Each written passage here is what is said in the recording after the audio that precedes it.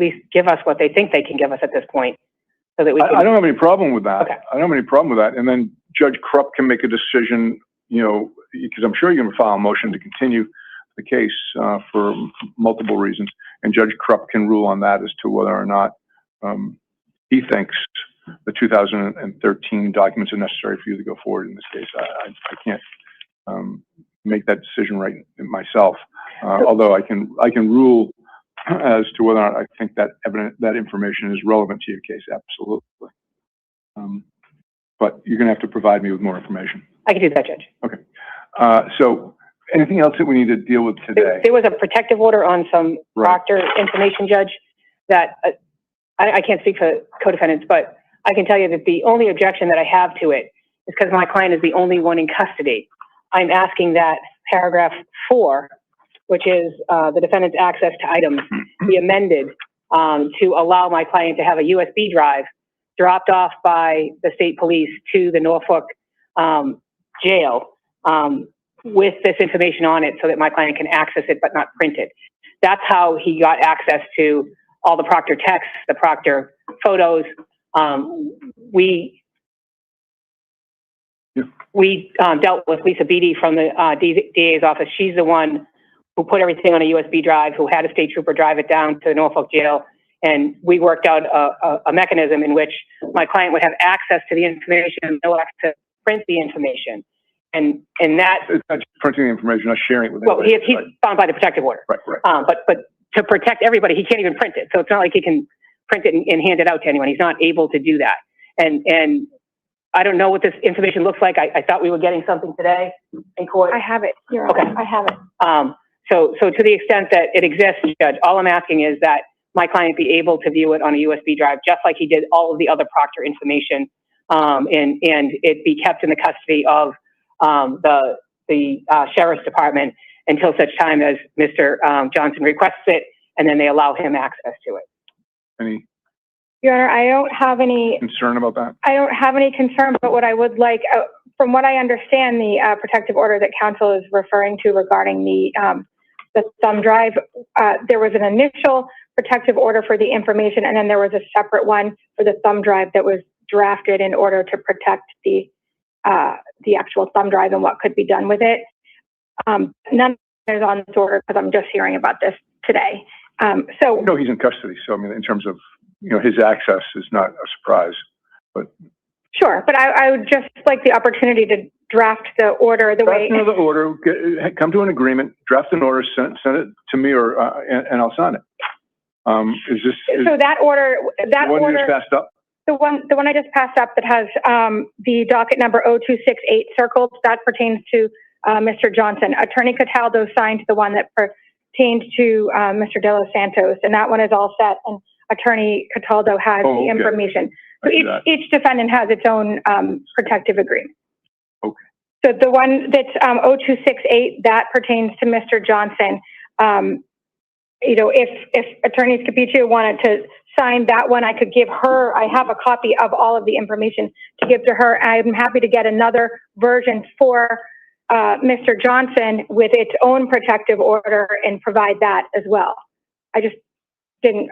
Oh, you just don't have it now. I just didn't know about it. Why don't you do that? You just have to sign a second order. That's all. As long as their agreement that the second order exists and nobody's going to object to it. Because I would object now if they're going to object. I don't want them. Well, they're not objecting to it. They're saying they'll provide that information based upon what you've just relayed, which seems reasonable. And it's just a matter of getting her the protective order. If there's language that you're fighting over, or words you're fighting over. Only paragraph. I have the protective order, Judge. I just printed it out, and the only paragraph that I would object. Well, first, I asked the Commonwealth whether or not any of the information we're getting today is public, are public records, and they don't know whether it's public records. So I'm just getting it today from the state police. I know, but I hesitate to agree to keep records secret that are public records. There's no need to keep them secret if they're public records. That's number one. Number two, paragraph 4 requires me to sit at a jail and go through all this stuff with my client, which I don't want to do. No. I think what I just heard is that Attorney Blair is willing to go along with the protective order that you just said, with the clause that you just said. Yeah. She has to go separate. Sure. So that's all. This one applies right now. You can't have it, but there's going to be a second order, which is going to pertain specifically to your client. It's going to have the language that you just requested. Yes. And if there's, like I said, if there's some dispute about that, which there shouldn't be, but if there is, bring it forward to me and we can do a Zoom hearing or whatever we need to do, and I'll hear both sides and make a decision. But I don't suspect we're going to get there. So with this here, this is for you to sign. You'll get that information. Now, as to whether or not this is public information, if you find that it's public, you can file a request to have that carved out from the protective order. I'm just saying they shouldn't be filing a protective order for public information. I agree. In terms of, she can wait.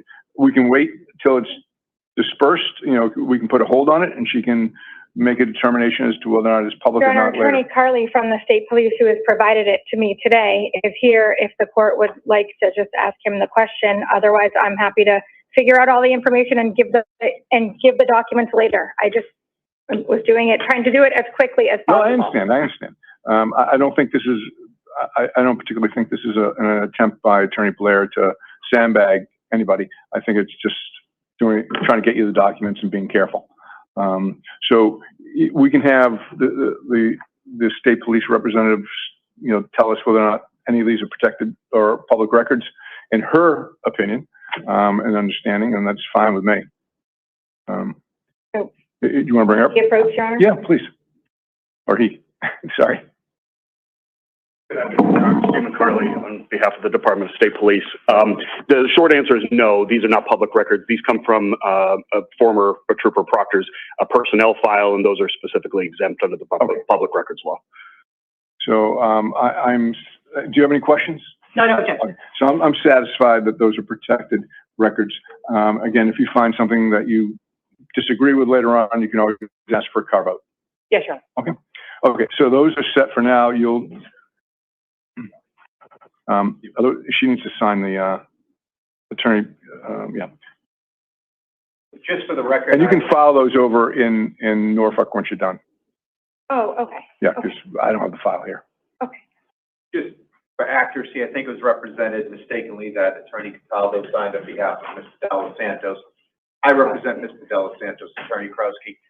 I plan to sign it today to get the information, Sure. Just reserving rights that at some point there's got to be a modification, if not a complete vacating of all of these protective orders. So I just don't, you know, I'm signing it for now to expedite getting the information, but reserving rights to seek by written motion modifications and potential vacates of all the orders. That's on the record and understood by all the parties. But that will be done with a court order. So I think we're all set there. Thank you, Your Honor. Attorney Scott Petro just has to sign that, and she can get her documents, as well as I know Attorney Krowski needs to sign his to get his documents. Okay, so we're going to hold the motion for appointment of a special master under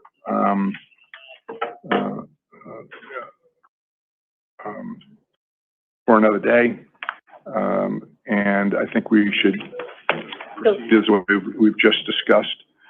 I can issue a short order if necessary, but So Judge, can we just have a time limit on when we're going to get the information, so that we're not 3 months out and we still don't have it? Right. I don't know. What I'm going to ask is the Commonwealth to within by Friday do your due diligence. Today is Wednesday.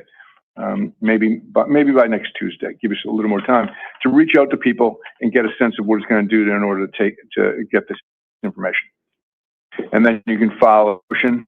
The information in the motion that was filed today?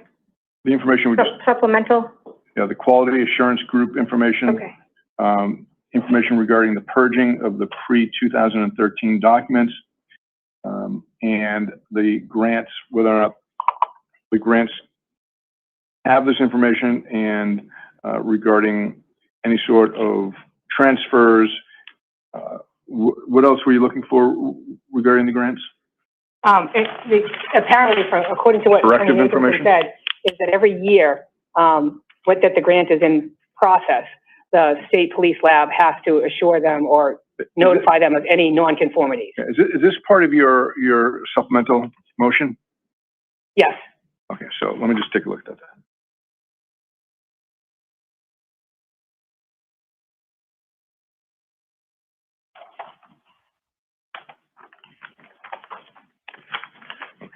I don't see it.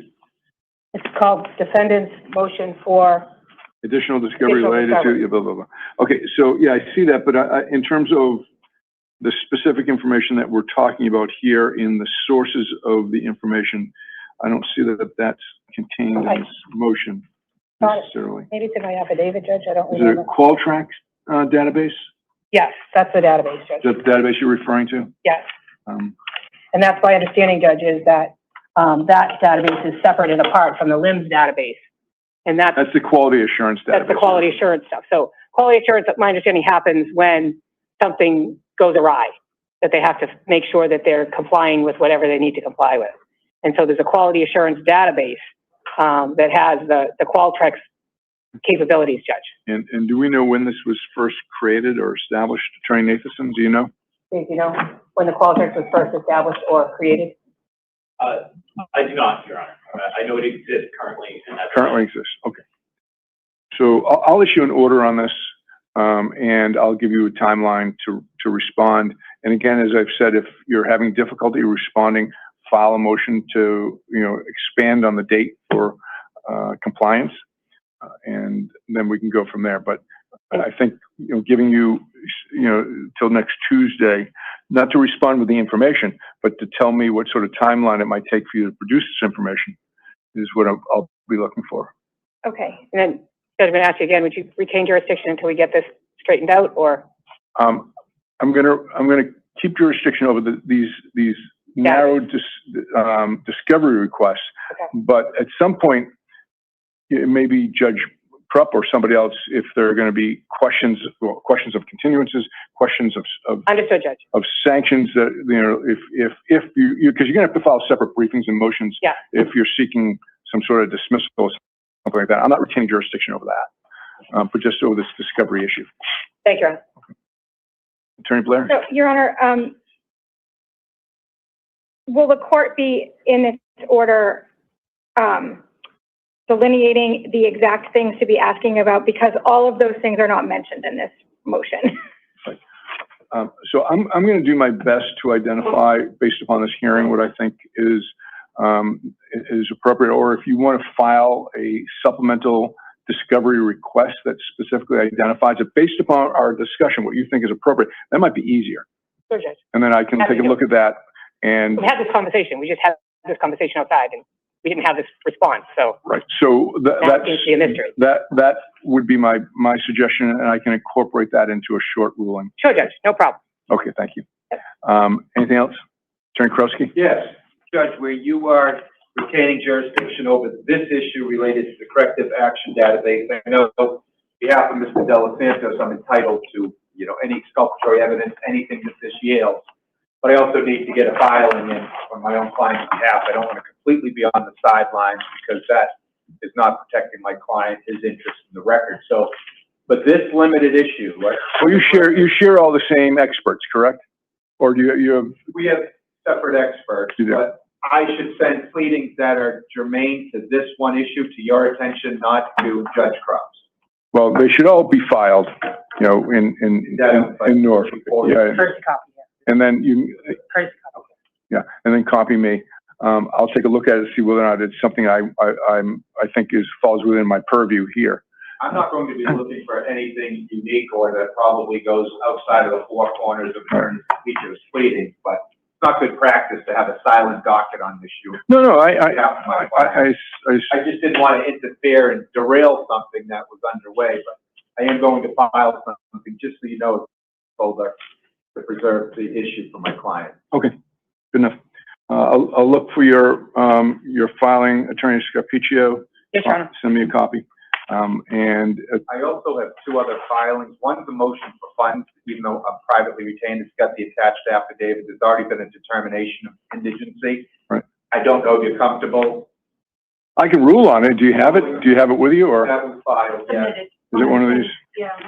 And I also have a motion to vacate GPS, but that might be more beneficial advancing it and doing it in Dedham, because I just served it on the prosecutor, and I think the probation officer in Dedham has a lot of helpful insight with the struggles and the hardware problems my client's been repeatedly experiencing. I think that's a Judge Krupp or Judge Doolin I'll issue. try to advance it before that 28th date, line that up with the clerk and the prosecutor. I'm just looking for the, You can look at it, see what your position is.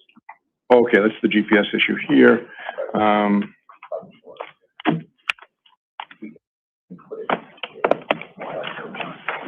So make a motion. We'll try to get it in before this one. Okay.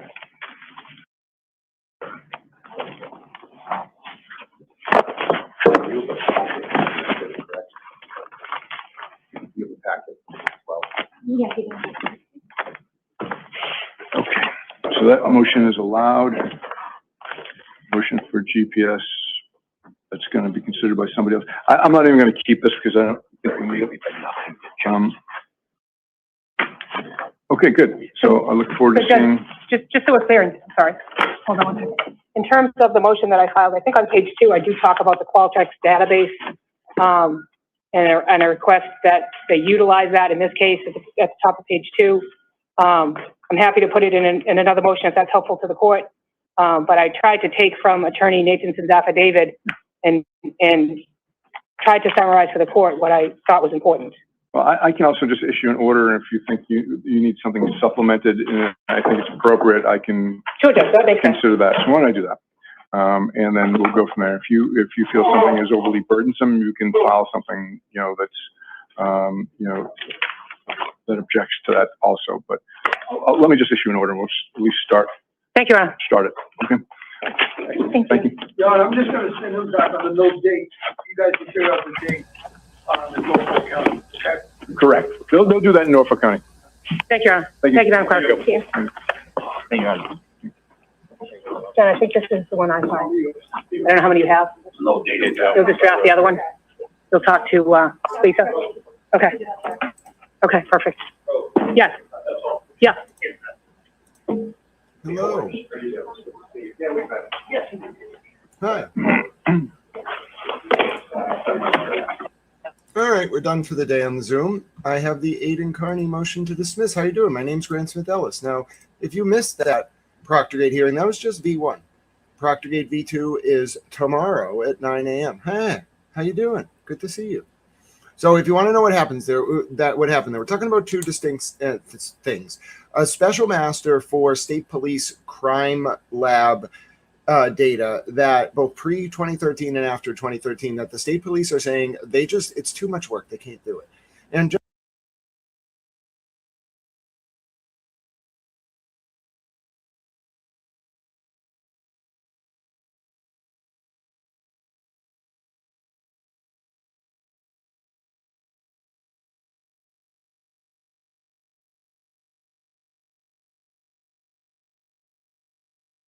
judge finding, they got all mad when I quit the Zoom. The state police lawyer for that part of the hearing was just not there.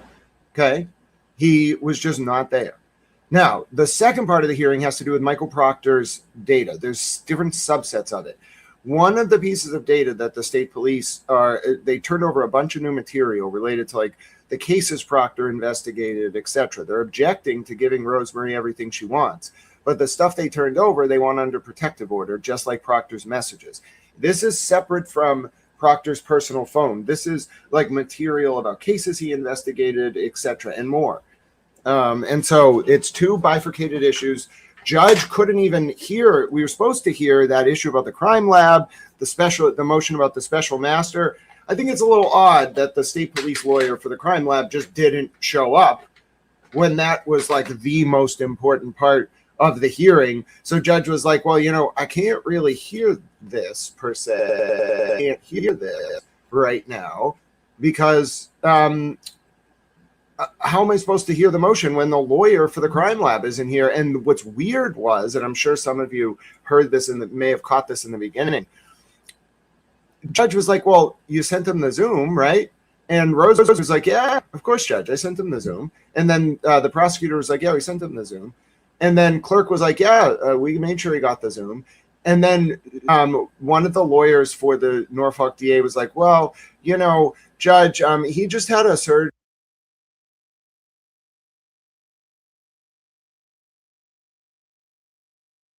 And then Judge, the prosecutor was like, yeah, Judge, I don't know what's going on. As soon as Rosemary dropped that motion for a special master, and she was suggesting David Meyer because only Todd and Weld would do it. And she was suggesting David Meyer because he did the Annie Duckham case. He's doing the Enrique Delgado Garcia case. And then the lawyer just doesn't show up for the crime lab. His argument before was it's too much work. So Rosemary's like, oh, we'll use a special master. And he just doesn't show up at the hearing. So something there. So folks, I'm starting to see this.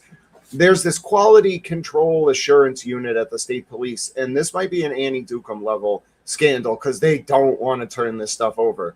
It's related to Proctorgate because it touches on the cases he investigated, but it might be its own thing. All I know is that was weird.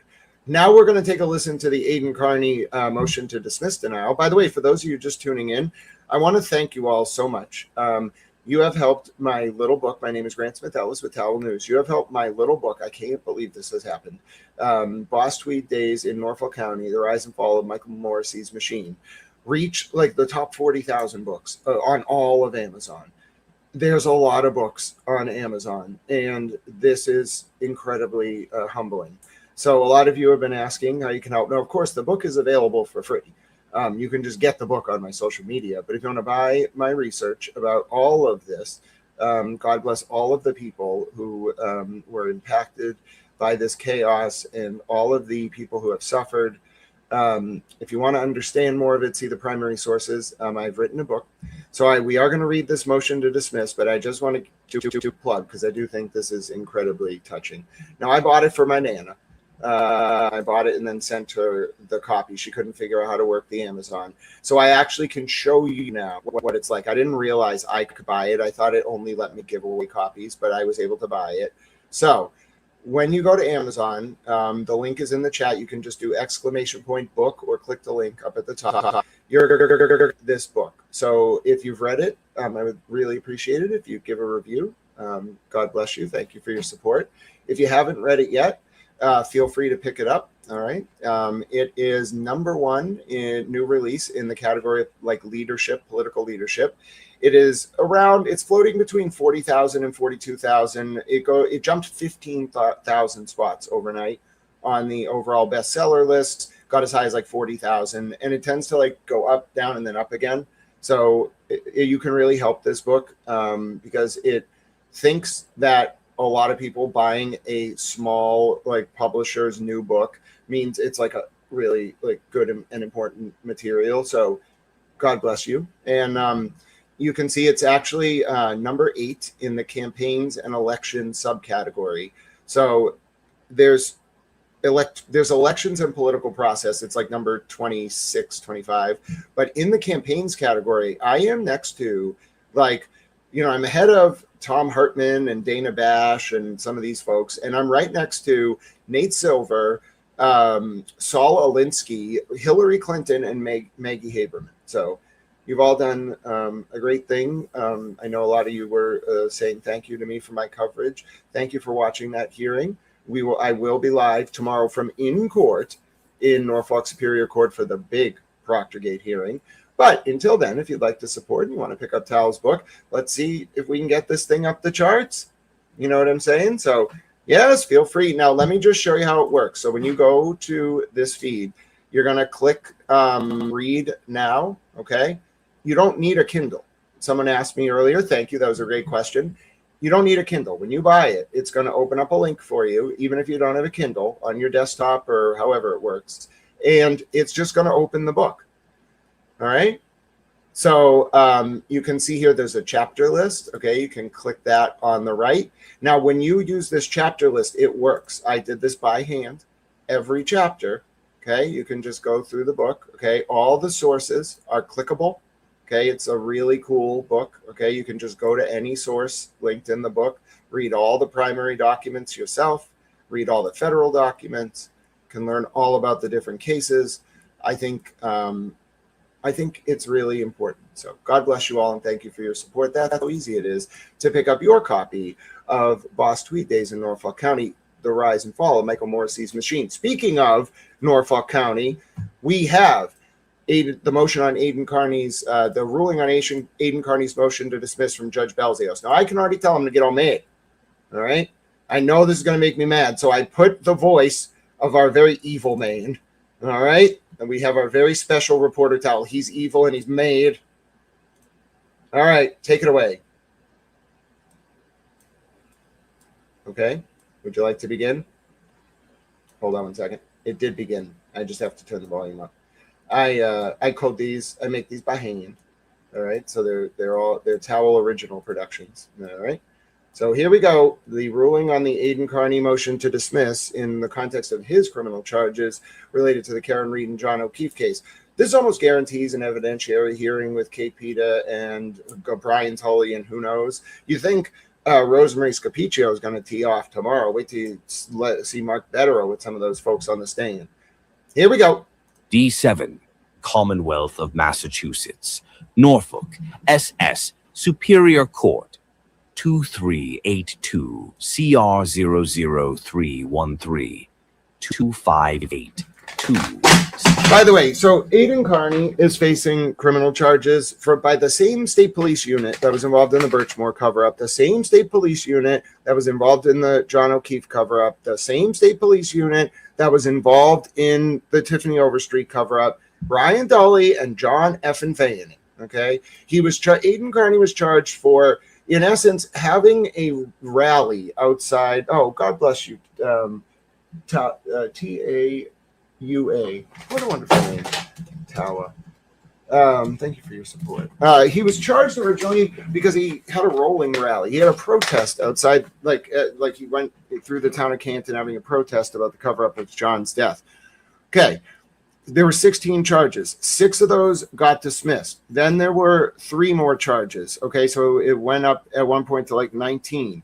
Then 3 of those got dismissed. Okay, so then it went from 19 to 10. Then 2 more charges got added because of the window shop incident, the infamous, I'm a window shopper. I have to stop watching Jolene. It's hilarious, but I can't be singing when I'm talking about criminal cases, okay? She's freaking hilarious, but I watch 15 seconds before I go to bed, and I'm singing Window Shopper by 50 Cent the next day while talking about the window shop incident. Anyway, my point is, so then, as one is wont to do, Aidan yells at a window shop of a pizza shop, all right? And the pizza shop was not even open, okay? And then the next day, he faces more charges, but they don't revoke his bail. So the total number of charges remaining is 12. And this is a motion to dismiss those 12 charges. Everybody understand? I get so frustrated when I see people trying to talk about these cases and they don't know what they're talking about. And I'm like, you don't know what charges are left. You don't know who the witnesses are. You don't. And then, by the way, let me just explain this to you. This is the strangest criminal case of all time. Let me make a post about this so I can tell people we're going to cover this. This is the strangest criminal case of all time. You want to know why? Because you're going to find out that the PI that Brian Tully's state police unit worked with to try to get Aidan Carney was Kate Peter, this woman who used to work with Aidan until they had a falling out over, it's either whether I tend to believe Aidan about this, whether you believe Aidan's story, which is that Kate took money from him and then embezzled it and then ran, or Kate's story is that she wanted to go out on her own and Aidan was jealous and wouldn't let her. Okay, Proctorgate hearing done. Now I will review the ruling on the Dr. Turtle Boy motion to dismiss and probably yell about things. All right, so Kate Peter, is a PI. She's working for this guy named Marty Kraft. Marty Kraft used to know John O'Keefe. Marty Kraft was a Boston police officer. Kate Peter starts putting all these weird people in Aidan Carney's orbit. They're all her friends, but they're pretending to be turtle riders, and she's been doing this for years. Dude, she's like Helga from Hey Arnold. Now, you might be saying, Grant, why do you even know about this stuff? Because it's operative to the criminal case, because Michael Morrissey and Brian Tully had this woman who was running a Discord server that Morrissey was sending himself links to, where the witnesses in Turtle Boy's case and Karen's case, who are very politically connected to the Morrissey machine, were talking to each other. All right? And so it's not really this Kate Peter woman. What makes this case strange is it was almost like it was almost like the state police and the Norfolk DA were like acting like attack dogs for private interest. And then this woman who has this like I call it a crush. She's like Helga from Hey Arnold. Okay, you may as well imagine her as someone who's built a shrine out of gum to Aiden Carney, but you can't have him because she's not his type. That's the best way I can describe her as a reporter, in my opinion. Okay, so because she can't have Aiden, what she does is she tries to bring him down. But you can't bring Turtle Boy down because he's Turtle Boy. He's just going to keep being Turtle Boy, and no one's going to stop him. It would be like saying you're going to bring Dave Portnoy down. Like, what? First of all, what are you, some type of like jihadi? Second of all, you're not going to do that. So what Kate does is she tries to mentally torment him by proxy by putting people in his life. So like she'll find people who will just be around him and pretend to be turtle riders. A good example is the guy who line sat for Aiden during the Karen Reed trial. That dude has been a Kate Peter rider since the beginning. I don't even think Kate Peter has riders. I think she has pressured informants who the state police know committed crimes. So they have Kate go to them and be like, you're going to do what we want or we're going to arrest you. All right. That's my opinion. And they just kind of targeted this like weaponized political machine in the form of an abusive prosecution at Aiden Carney. Now, you might be like, well, Grant, the check and balance is the judges. Yeah, no, not in Norfolk County. Okay. Now, I'm going to read what Judge Balzales has to say, but just realize like there is an active federal probe of this entire state, in particular related to this type of misconduct. Aiden Carney threw himself on the fire in a lot of ways. People like don't like him and his style, but seriously, his style is not that brash compared to Howard Stern. Okay, what he's really doing is creating cases for the feds. Rachel Rollins, Monica Cannon Grant. He should create a case on Rachel Rollins. I think she's a rat. All right, look, call me. That's my opinion. You want to block me on Twitter, do you, Miss Rollins? We'll see about that. I might have to call the DOJ OIG. I should call Maine Justice. In fact, I should be like, you know, the Biden DOJ declined to prosecute Rachel Rollins, but screw it. That doesn't give her double jeopardy protection. I know Bluford v. Arkansas. I'll start yelling. Miss Rollins, you want to block me on Twitter? Make me all mad.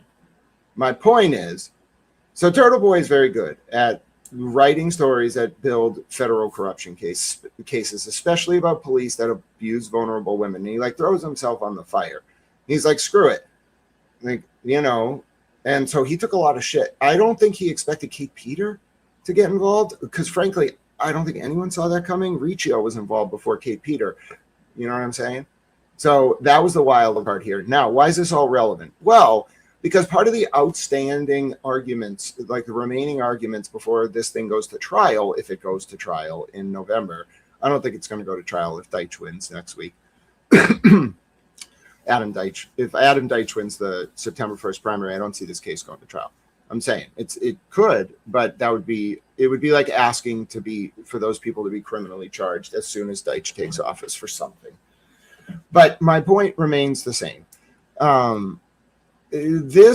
The outstanding evidentiary disputes are like, what was the role of Kate Peter in this process? What did Michael Morrissey say to Kate Peter about her role collecting evidence?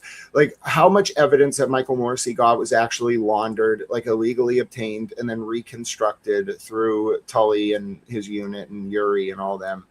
How much information was withheld in violation of Rule 14 from Aiden that's exculpatory or otherwise? How much of the Proctorgate material did Aiden not get access to, and how prejudicial is that to his ability to effectively argue his defense? Was the grand jury proceeding compromised? So remember, Ken Mello, the initial special prosecutor on this case, has since died. Okay? So just remember all that. Like what you think, when you go at Turtle Boy, whether you love or hate him, when you go at him, what you're doing is carrying water for Kate Peter, Brian Tully, John Fanning, and Michael Morrissey. Okay? That's why I want to check and balance this shit. I'm sick of it. Why is Nick Rocco carrying water for Michael Morrissey, Kate Peter, John Fanning, and Brian Tully? Seriously. Because that's what I'm going to think of you if you go at Turtle Boy right now. It's a bad time to pick the losing side. All right? The die is cast, so to speak. So what the hell are these people doing? That's what I want to know. But that's a matter for another day, all right? Because now we're looking at Judge Belzayos' ruling on Aiden's renewed motion to dismiss. Now you can see the oral arguments with Mr. Betterow and Mr. Bradel against Special Prosecutor Robert Cosgrove on this motion to dismiss. I was in court broadcasting it live. So now, well, let me just say one thing about Ken Mello. And listen, I don't think even people like very close to this really know what happened. So I just want everyone to understand. Here's what happened. Ken Mello came onto the case in the fall of 2023, okay? Kate Peter was like coordinating a lot of this shit. She was like driving evidence to Nelson, Mello's investigator. Like Kate was like running the grand jury. Tully was just doing like what Kate was just feeding Tully shit. Biff would like index the videos on her Discord, and then she would analyze them and pick shit out and make arguments and then frame it and write it and all this shit, deliver it into like a USB drive in a parking lot, and then the PI Nelson would take it to Ken, and Ken would bring it into court. Okay, that's what they were doing. Just so everyone understands, like, what's going on. And it gets worse because in April of 2024, Ken Mello got very sick. He had cancer. He is dead now. Okay, may God rest his soul. And as a journalist, I would not say this if he were alive. It's not. You want to talk about journalistic privilege, then we're going to talk about it. And I would not say any of this if he were alive. All right. So in April of 2024, Ken Mello was hospitalized. He was legitimately in the hospital. And Brian Tully, in his infinite wisdom, after doing a lot of favors for like Higgins and McCabe and all them to protect their phones, letting Natalie like delete a bunch of shit from her phone through a professional company before she turned it over. Tully takes Lindsay Gattani's phone and turns it over unredacted to Tim Bradel, except for messages from Tully to Lindsay and from Kate to Lindsay that were removed from the extraction. Okay. Hello, Nick Garino, the man of the hour. The cooperating federal witness, the man who dropped that fucking phone off after it was extracted. Didn't you, Mr. Garino? So anyway, we're so close. We're going to get these bastards. I'm telling you. So Brian Tully in his infinite wisdom does this. Ken Mello did not know about that. That was done without Ken Mello's knowledge, consent, or permission. How do I know? Because Ken Mello was bawling his eyes out on the phone from his hospital bed where he was dying of cancer. He didn't know how long he had to live when he got the initial diagnosis. And he was in the hospital getting chemo. He was crying. And now you know why I missed my crim law final in 2024 and had to retake the class in the fall of 2025.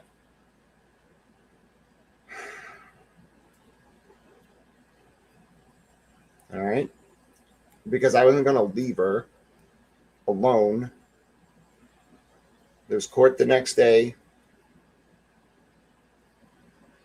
So when that was done, that Ken Mello was taken off the case.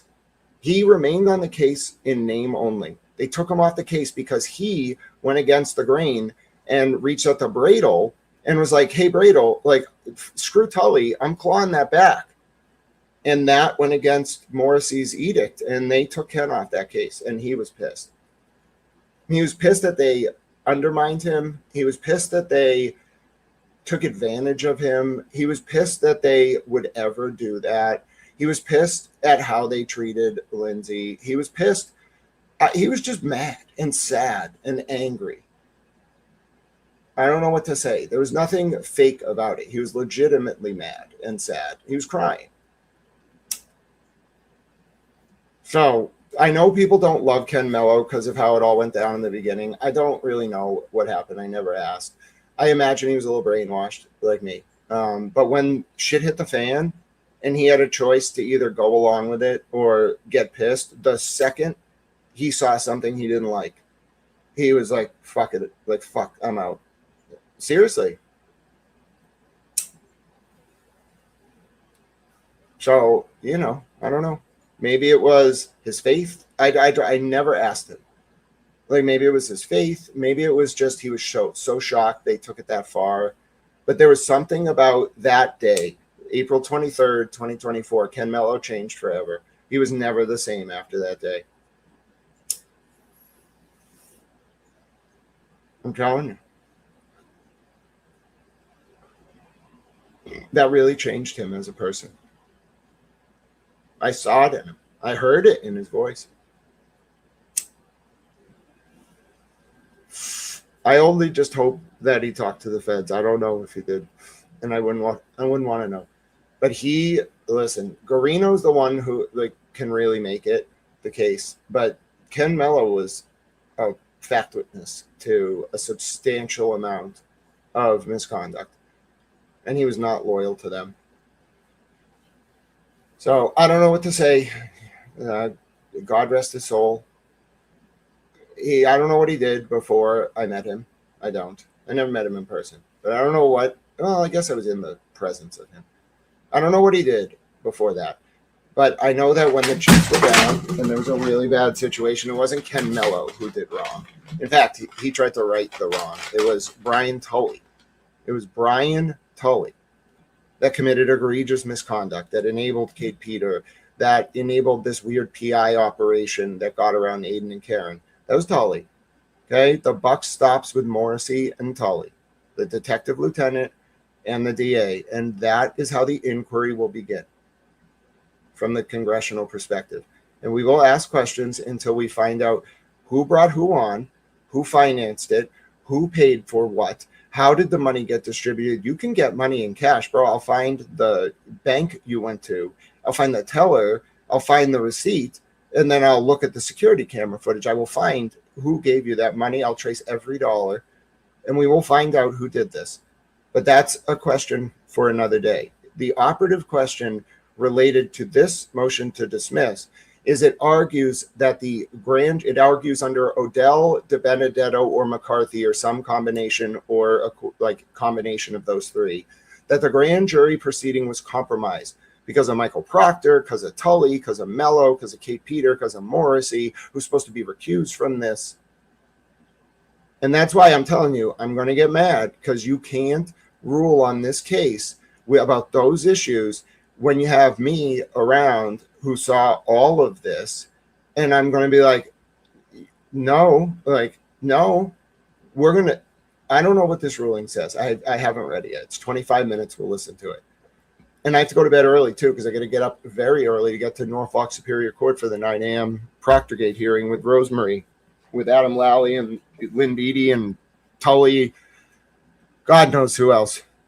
I'm going to ask Tully if he wants to go to Amelia's for dinner after the hearing. I think he's going to turn me down. I'm going to tell him, I'm not into that anyway. Then I'm going to say, but I actually, unlike with Yuri, I don't have a good line for Tully. I think I'm just going to condemn him to hell. I really don't like him. He did bad things. He's a bad man. So anyway, my point is, stop trying to divide Aiden and Karen. They're both fighting similar evils. And whether you like Aiden's style or not, he's willing to take bullets. Just because I take bullets in a more Okay.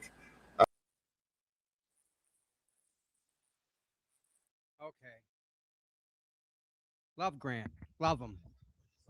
Stop it on my phone. Hello, all you wonderful, awesome people. Here we are. Have I got a story for you?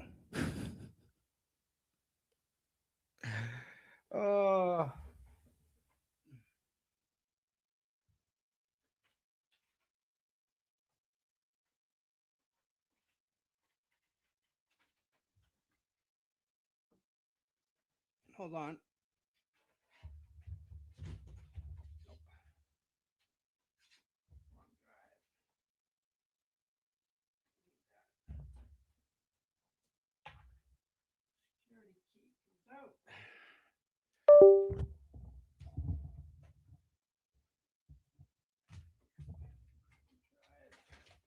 All right. I got some awesome pictures for you guys. Cause I went on vacation,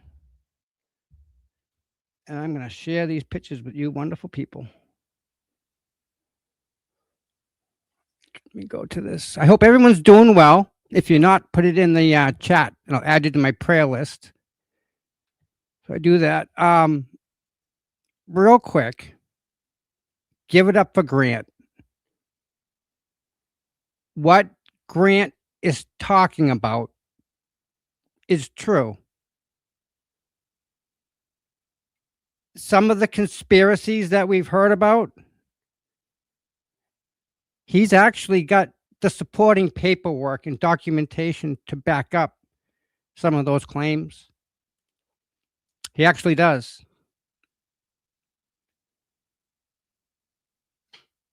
The Amelias is going to be a big problem for Connor after this whole thing, I believe. If what Grant is, if where he's going with his little investigation stuff, if where he's going is the same direction,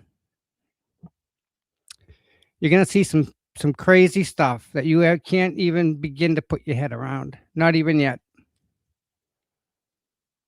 All right, where is it? Close. I don't want that. Where's my phone?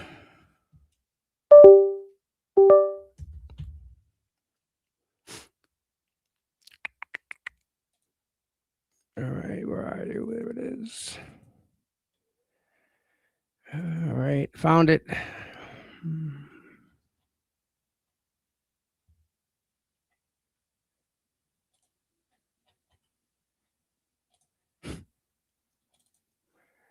All right, maybe not.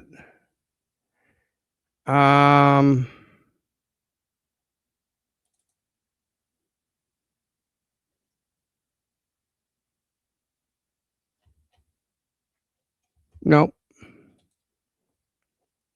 I have how to put it?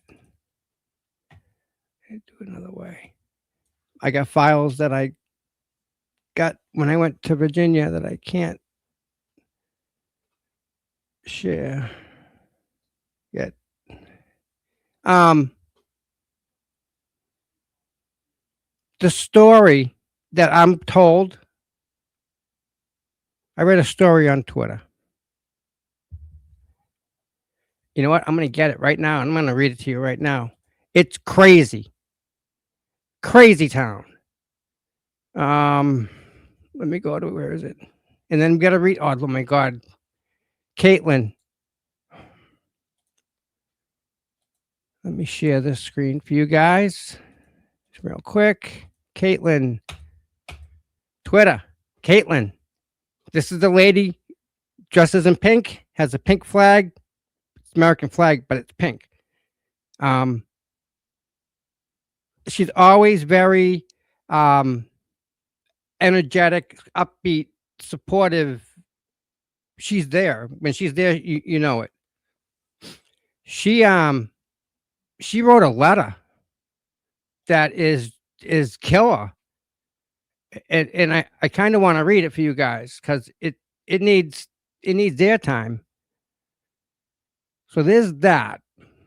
Okay. Let me.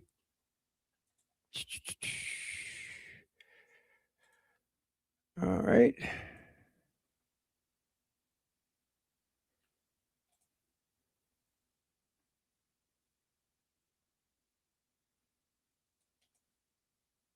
What the hell? All right, you know what? I'm going to read it. I'll read it to you. Close you. Open you. Listen to this stuff, guys. You ready?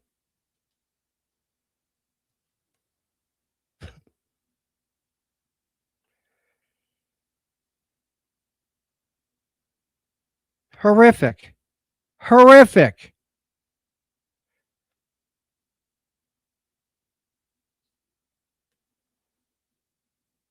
Hold on.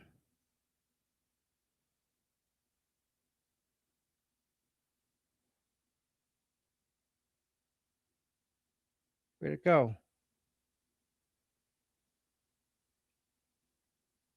Hold on. Yeah, Kevin Reddington. Yeah.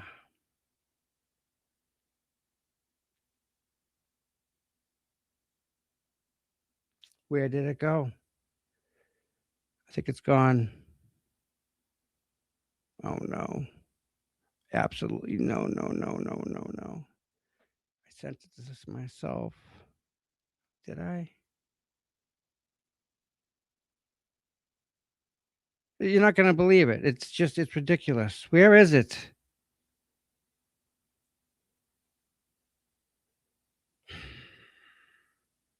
Hold on. No, no, no, no, no. No. Where is it? Where is it? This is worth it because you're not going to, I just can't find the stupid thing now. Where did it go? Got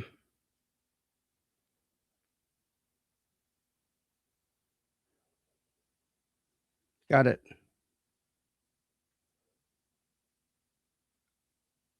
Oh no. Oh no.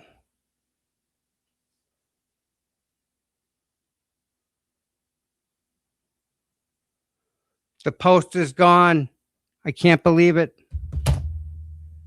Either way, I got some information that is not good. And needless to say, it's gonna take some time to get some real answers on this one. But the questions are going to be asked, and I can't let it out of the bag yet. I'm not sure if you guys are following the news in Boston lately, but there was like last Saturday night, early Sunday morning, somewhere, I want to say it was in Roxbury or somewhere, there was just blood all over the sidewalk. Went down the street for like 4 or 5 blocks. So somebody bled on this person's steps, and they had the city out there with power washing the blood off the concrete. Hey, Mad Stork brother, how we doing? Listen, you want a link, bud? Let me send you a link. But the city of Boston never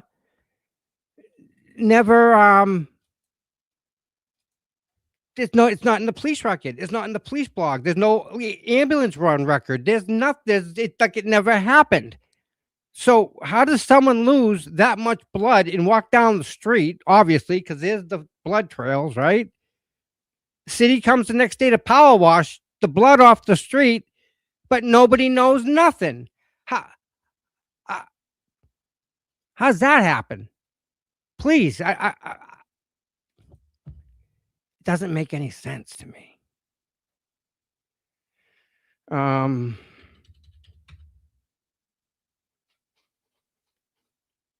right.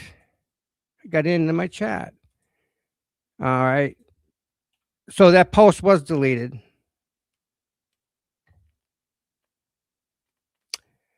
And that's okay. That's okay, because with what I come back with you guys at, it's very, it's gonna,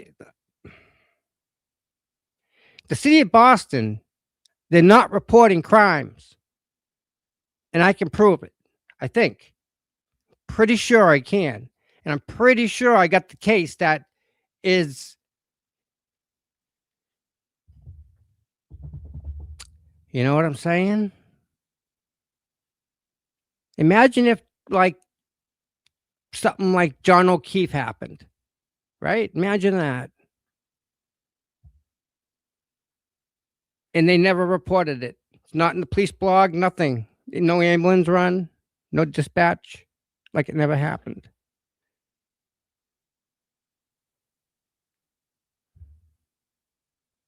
They have video evidence of the lights, red lights from the ambulance, where the blood trail went. They got footage of that. but it's nowhere in the town. The city of Boston has not reported a thing about it. It's been a while, and they don't say nothing. I think I have proof that that is also happening. Imagine that. The town's not reporting crimes against people. This is not a hit and run. This is not them stealing out of a car or something. Nope, nothing. Nope. This is somebody bleeding out.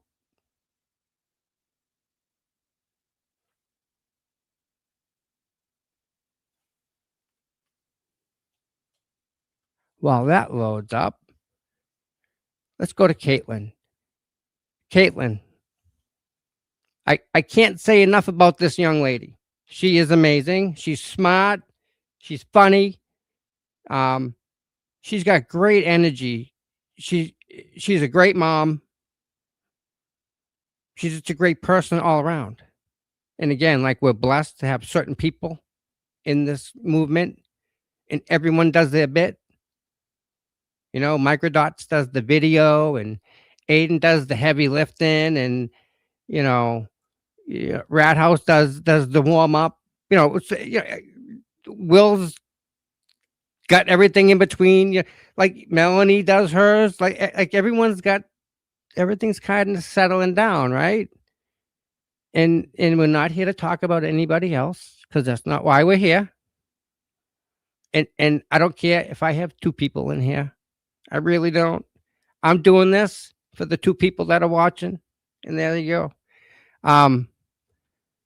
But no, there's some important stuff that's coming up that is really, how do I explain it?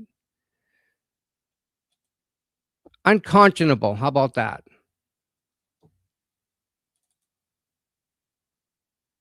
Like it's beyond not, they forgot to put it in the log file or something, What is this? I got a video. All right, you guys want to watch it real quick? I got a video. I can share this one. Share, stop, share. Check this out. This happened at Rich's, when Rich was at trial for the rubber ducks. They tried to haul him in for the rubber ducks.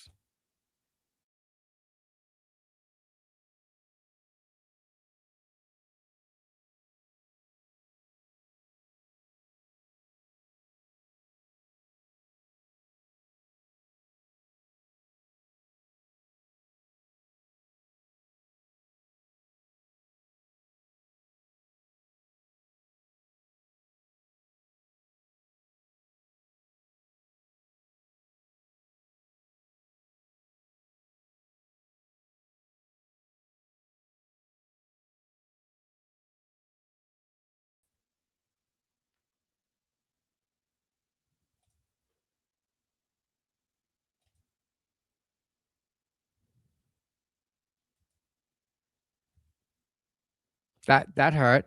That one went far. That one left the mark. Wow. So back to this. Let me try it again. You closed it.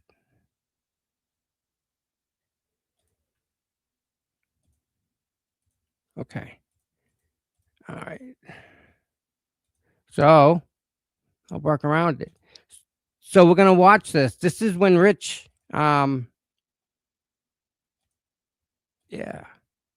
the ducks. Remember the rubber ducks? This was after. I think after he got found not guilty, innocent. Said, get out of here. So it's a little something with the pitches.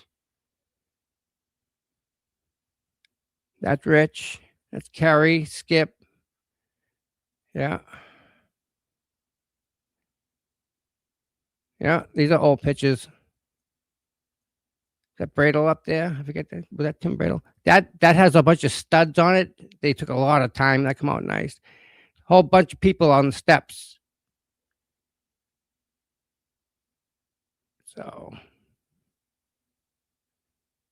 yep. That was pretty cool. We were there. We were there. We all were there. Remember that? All right. Back to my girl, Caitlin. Let's read this story here. Okay.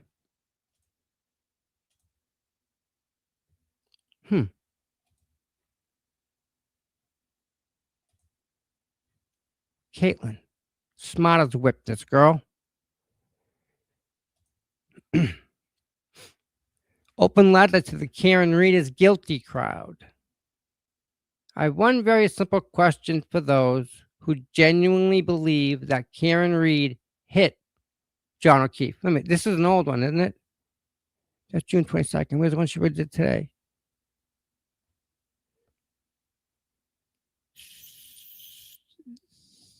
This is it. There we go. This is the heat this girl brings to the movement.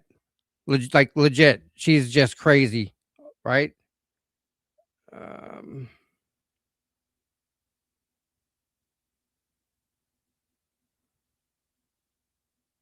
on. Come on.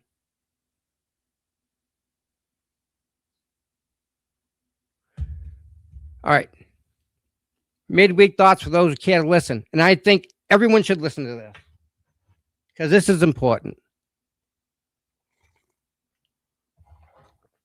And you know who needs to listen to this? I need to listen to this because I'm not perfect and I make mistakes and I do things wrong. I need to hear this. So let's continue. All right. Friendly reminder. In my view, the FKR movement began with a demand for justice, truth, and accountability, not a contest over friendships, platforms, credit, or personal grudges. But somewhere along the way, the mission got buried beneath the infighting, and the people who once stood together started treating one another like the enemy. Infight. Hey, brother. Ooh. You there, brother? I am here. Hey, there he is. Oh, you're loud. Trying to get onto the oh, there I am. I'm on the screen. There you go. I saw your big thing here. You're sharing a. Oh, this girl's great. She's so dead on too, man. So I'm yelling at myself. All right, you come in mid scream. So hold on, let me keep yelling. Go ahead. You keep going. So let's be clear. The story was never supposed to be about us. It was about what happened to John O'Keefe, what went wrong in the investigation, and whether powerful institutions would ever be forced to answer for it. Boom. We were strangers with different politics, personalities, backgrounds, and opinions. We probably never would have occupied the same space otherwise, but we came together because the truth was bigger than all of us. And now, just as the fight for answers is entering another critical chapter, we're letting personal warfare destroy the movement from within. And somehow, we stood together because something was bigger than all of us. Justice, truth, accountability. Not who likes who, not who talks to who, not who stopped talking to who, not who raised what money, not who's got the bigger platform, not who gets credit, not whose feelings were hurt, not who has better receipts from some interpersonal bullshit that has absolutely nothing to do with why thousands of people showed up in the first place. Seriously, ask yourselves. Well, the people showed up because we wanted justice for John, right? I mean, think about it. We freaking lost that. Right? It's definitely lost. Lost. Wow. You know, people didn't show up to see people fight with each other. They can do it themselves. No. Wow. All right. That just really kind of snap. All right. Seriously, ask yourselves, when did the mission become the people covering the mission? When did who is friends with Karen become more important than what happened to John O'Keefe and Karen for that matter? When did proving somebody else wrong become more important than explaining what went wrong in the investigation? When did everyone's personal relationships, grudges, screenshots, phone calls, and egos become the headline? Because from where I'm sitting, we are literally in the fucking World Series of what we started. Karen Reed's criminal trials are over, but the story sure as hell isn't. There are multiple civil cases producing all kinds of discovery. Dots are being connected left and right. Information people fought for years to uncover continues to come out. Questions about the investigation, the institutions involved, and the people who wield enormous power in Massachusetts have not magically disappeared. Wow, they're still freaking there too, right? And Turtle Boy has a major trial coming up in December. Whether you support him or not, this matters because it raises fundamental questions about the First Amendment rights of every person who investigates, comments on, or criticizes matters of public concern. This is bigger than any one personality, platform, or feud. It's about whether independent voices can speak, report, and challenge powerful institutions without being silenced. I mean, think about it. We're going up against mainstream media. They have a budget. We don't. We're throwing this together with what we got, what you guys help us with, and we're doing our best. We do not have the budgets that Channel 5 or Fox 25 does. I mean, not even close. Yeah, you really need to support Aiden in December. It's about supporting the First Amendment. This is when everyone decides to start eating each other alive. Are you kidding me? You don't have to like each other. You don't have to be friends. You don't have to collaborate. You don't have to forgive anyone. You don't even have to agree on every single piece of the story.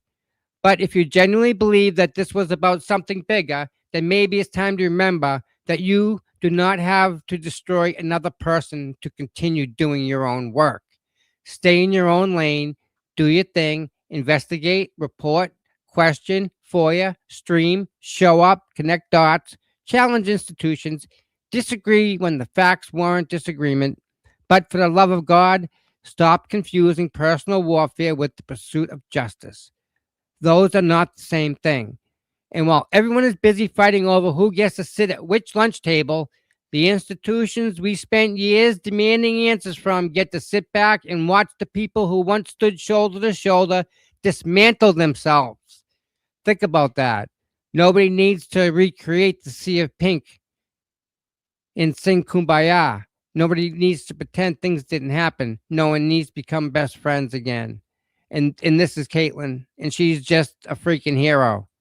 Phenomenon and celebrity. Yeah. Since she was charged in the death of her boyfriend 3 years ago. Justice. We have been here for 2 years, and this is history, people. We took it back. Let's go. Reed supporter. Yep. Phenomenon and celebrity. Imagine that, bud. Right. We come so far, right? It's so, when you sit and watch everything today, Tommy, it's all overrun by everyone's ego. And it seems like everybody wants to attack Aiden. Everybody wants to take that shot at him. But they were not the ones that did what Aiden did. And I think that's where the jealousy starts. They all sit back and go, well, I could have done it. I could have done it. But they didn't do it. Listen, it's not easy sitting here behind the microphone talking to these people that are out there that are listening to us. That's not easy. So some people can do it. Some people can't. And it's not that you're less. You just may have different skills in different areas that other people don't have. That's all. I mean, I can't paint. I have trouble coloring. I got a bag of crayons. I see like today, Nick Rocco piping in, and and saying the stuff that he's saying. And, you know, would he, now I know he won a lottery, I know all that, but would he be around if Aiden didn't do what he did? Would he be around doing what he's doing if Aiden didn't do what he did? I don't think he would be. I'm not sure. I'm not sure I'm the one to answer that question. But I know somehow Nick and Karen's paths crossed one time, or however. But I know that Karen and Nick have a different relationship than most people out here. And that's fine, but you don't have to be like a fifth grader and sit there and bring it up. Well, yeah, she's talking to me. Is she talking to you? You know, who cares? You know, so Turtle and her had a falling out. Okay. So Turtle did what he did, you know, and it's already, you know, it's already in the history books. Here's the problem. Okay. I have a problem. Something happens, right? I grab my phone and I call you, right? And I start blasting. Right? I'm just puking up all this nonsense because I'm pissed. Right? I'm just right? In the middle of me doing that, Nick Rocco hits record. So at that point, he started recording me. So and then I started asking him questions that he just didn't answer. So at that point, the conversation was over. So I don't think he should be talking about recording people. Right. He recorded me without my permission. Did I, you know, what are you going to do? Right.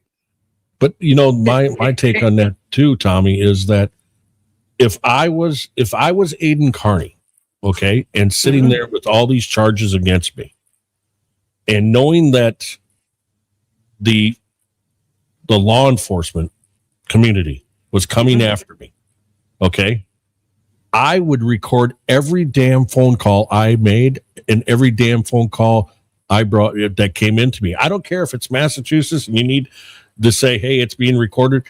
I would record everything because at this point I'd be thinking everybody is out for me. And again, right? It's all context based, right?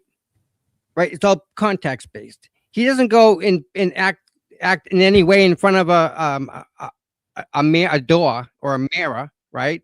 Right. Unless he's had a couple drinks. Like, because he's that's fun. That's funny to him. Like that's right. And that's funny, right? It's not harmful. Nope. Right? What can harm the door? And hello, you know, my dear. Welcome to the party, by the way. Hello. And yeah, and again, I don't think any of us could ever be or even remotely be in the position that he's in. I mean, how do you put yourself in his shoes when it's so dynamic, you know? And people saying, you know, oh, he said this about Karen and this about Karen. Well, you know, Karen doesn't have the best record if you go through everything about the way she talks about people. I'd like to hear what she says privately about Peg O'Keefe. I bet you those names aren't very good either. You know, I'm guilty of that myself. Right. I was upset. People get upset and they say some stupid things. And it happened once, and then in that one time, the horror. Yeah. I used that word once, and I raised how much money for her, and did things that people don't even know I've done and helped. Like people don't even know. Right. Right. They think they do though, but they don't. Right. so when I have someone that used to be a martyr go on someone's show and start like blasting me with lies, what am I gonna do? Right. She can sit there and lie all she wants. That's on her. And the guy that platformed her, hey, no comment, I guess. I don't get it. Like I said, you know, you can throw things and keep throwing them. And I get that the drama brings you views. I get it. It wasn't about the views. It was personal. That's the problem. Oh, okay. With your show. And when I said something, I said it in my mod chat. Okay. which I thought was like my safe space because it was my personal Loyalty. Yeah. on chat, and they just screenshot the heck out of it. So Wow. whatever. Here we are. And here we are, because that was all behind us, and you learn from it, right? Right. I learned more from that experience than I could ever begin to explain. And I guess what? I haven't had a repeat of that, have I? I have learned so much in the last 4 months. It's unbelievable about YouTube. Yep. And about people. And everyone has one big mess up. It happens. Right. Everyone screws up once, and then you just kind of figure it out. There's no YouTube manual here, it's just kind of, we're winging it for the most part. Right. Hello, Miss Noodles. Hello, how are you? I'm well, and you? Yeah, I'm surviving. What do you think about the Lindsay Clancy case? Oh my gosh, that's been tearing at my strings. I can't. No. It's horrific. I can't. It's horrible. It is so very saddening. And, the people that try to say, she needs to be put in jail for it. I don't think she needs to be put in jail for it. She definitely is taking responsibility for what she did, but I don't think she belongs in prison. That postpartum depression is tough. I went through it with my second one. Mm-hmm. Oh no, it's a thing. Hard. It's absolutely a thing. It is. I just don't know if that's the answer. I don't think jail is the answer. Not that it's gonna fix anything, because it doesn't. It does nothing fixes it, and that's the problem. Like we can't make that any better. And what, are we gonna hurt her to make it better? Well, how's that better? It's not. She's not gonna hurt someone else on top of it. She's got her own. She's got her own hurtness. She did it to her. She's kind of like got a broken neck, right? Like she's forever in a wheelchair. Well, no, she's paralyzed from the waist down. But yeah, that's its own jail, I tell you. What prison is actually going to be able to take care of her, not just her medical needs, disabilities, but her mental needs? Yeah, I don't think there is one. She has to go to a hospital. She has to. And that's the problem. Do you know what I'm saying? I don't think that the answer is this. There should be an answer. After all this, I mean, enough, right? How much money did, speaking about budgets, what's the budget of healthcare in the freaking country, right? What's the budget in Massachusetts? What's the budget in Wisconsin? What's the budget for the United States of America? What's the median budget for healthcare, right? And you can't figure out how much to help these women out. Hers is going to be thousands. I can tell you, Minnesota is just as bad as Massachusetts when it comes to mental health. It's horrible here. It's not good. It's not good at all. No, and people there's no answer. think it's a joke. No, there's no answer. There's no answer to that. And, I want to say, once you get postpartum depression, I'm pretty sure you have postpartum depression the rest of your life, to be honest. I don't think it ever goes away. I mean, that's something that they got to keep an eye on. And my son just literally moved clear across the country from Minnesota to Arizona, and the struggle that I went through, just me having to say, see you later, was the hardest thing I ever had to do in my life. Yeah, I could not imagine how Lindsay Clancy is feeling right now. And for people to not understand it and not feel it and not hear it and not see it, it needs to be talked more about. Yeah. I mean, it's not that you're losing your child. He's growing up. He's leaving the nest, and you should be proud of that, because you did a good job raising him. I mean, look at where he's going, for Christ's sakes. Like, hello, like Yeah, some people would be jumping up and down. I'm just saying. I mean, you locked out with he's got a good he's got a good head on his shoulders. You'll be all right. Yeah, he'll be fine. He actually, it still doesn't do anything about this.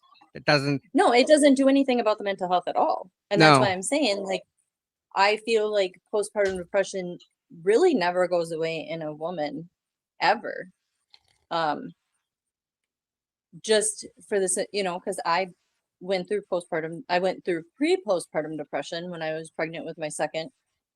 And then after I had him, it was a real hard time for him and I to bond. So what do they say? 1 out of 10? 1 out of 10 mothers have it? Is that the average? Is that what they say? Yeah, then I believe so. Melanie Little said it the other day, and I'm trying to. I think I heard it from her, something like that. But either way, right? Yeah, it's very low. It should be 1 to 1. A mother that gives birth to a child, why there is not services? The mother's gonna need help with that child until the child's 4, 5, 6 years old. Think about it. A brand new mother that's never had a child doesn't know that a runny nose is normal.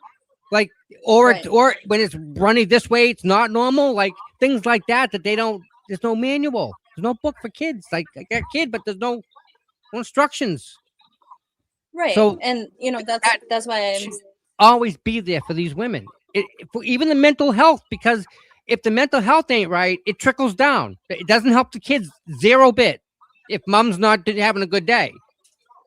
And that's a lot of these doctors that say, the one thing that really pisses me off about some of these psychiatrists that go and, try to tell you, oh, I know exactly how you feel. Okay, have you had this happen to you before? No. Yeah. Well, then don't tell me that. Do not. No. Unless you, and for a male, I'm sorry. Nothing against men. I can't begin to, I could never begin, and I'm not even going to pretend to, because I am well over my pay grade. For any male I just know that we can do better. We can do better. This whole country needs to do better. And yeah, I'm agreeing with you. Mental health needs to be number one put out there. So it needs to be talked about. So they are doing that, okay? And we'll give them a little bit of credit because they're starting to incorporate some of that with some of these calls that the police departments are going on. Do you guys have that where you guys live? Like the mental health is sometimes part of the call. I don't think that's here. I don't. Do you have that there? I never heard of that. Yeah. Yep. In Boston, they want, if it's a mental health problem, someone's off their meds for whatever reason. So they have somebody ready to go out then on that call? Yep. Wow. Okay.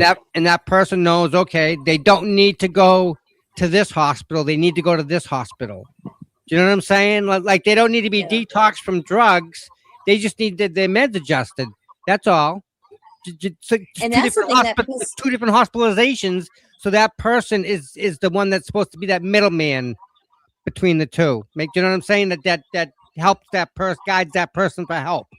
That should be there for every single parent.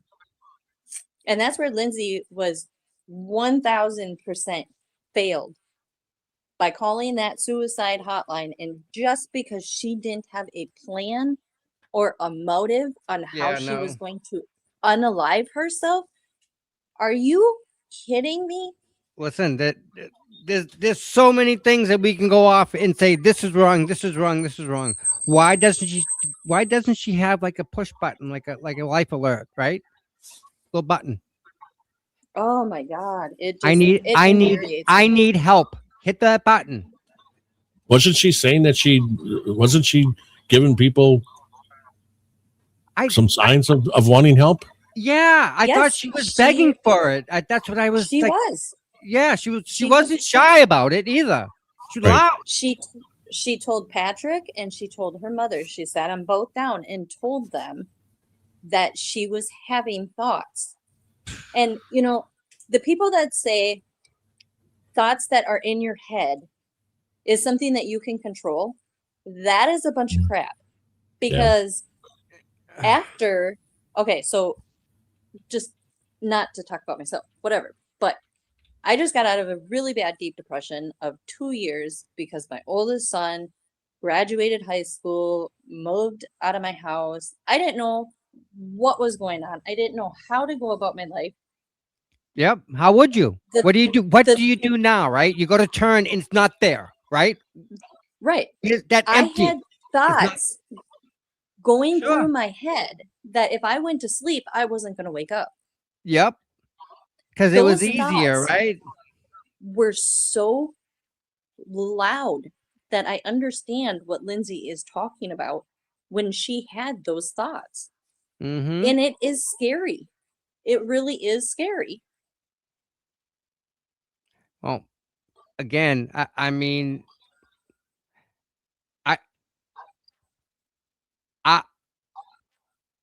I know that this doesn't happen to men. This is specific to women that have just had a baby. But that's not necessarily true, because men can also, I mean, look at the it's not postpartum depression for men, but it is like post-traumatic stress. So look at that what was that case where that was his name, Chad? He unalived his 3 children and tried taking out he had like tracked down his 3 children and he had pew-pewed them. Yeah. Is that the guy from Canada? Or? No, I want to say it was like Texas or something like that. Okay. It was in the state. Where was it? I'm pretty sure his name is Chad. And this was 2023, I think. So I'm on my phone, otherwise I'd be able to look it up, but I can't look it up. I don't know why I'm bringing this up, and I don't know why I'm sharing it, but I saw this, and I needed to. This is going to be something that just you guys are going to laugh at me, but whatever. Check out what this dad did. All right, and to me,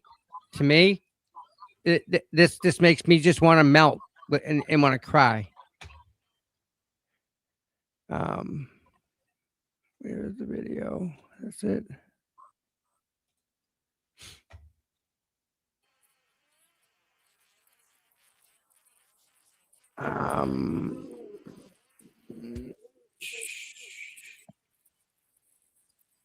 Close by his hospital. All right, let me back up.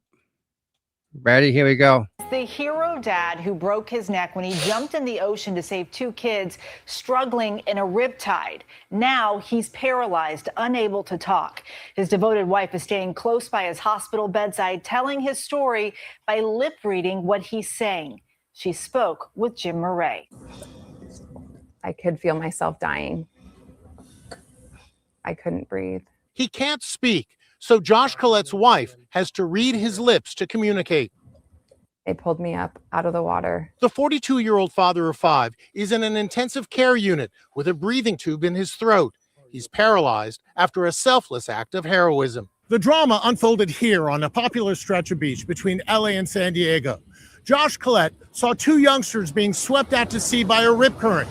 A strong swimmer, he didn't hesitate. He dove into the ocean to try to rescue them, but he wasn't prepared for what happened next. He had no idea that the choppy surf had churned up rocks and sand beneath the surface. Josh hit them head first. And I dove in.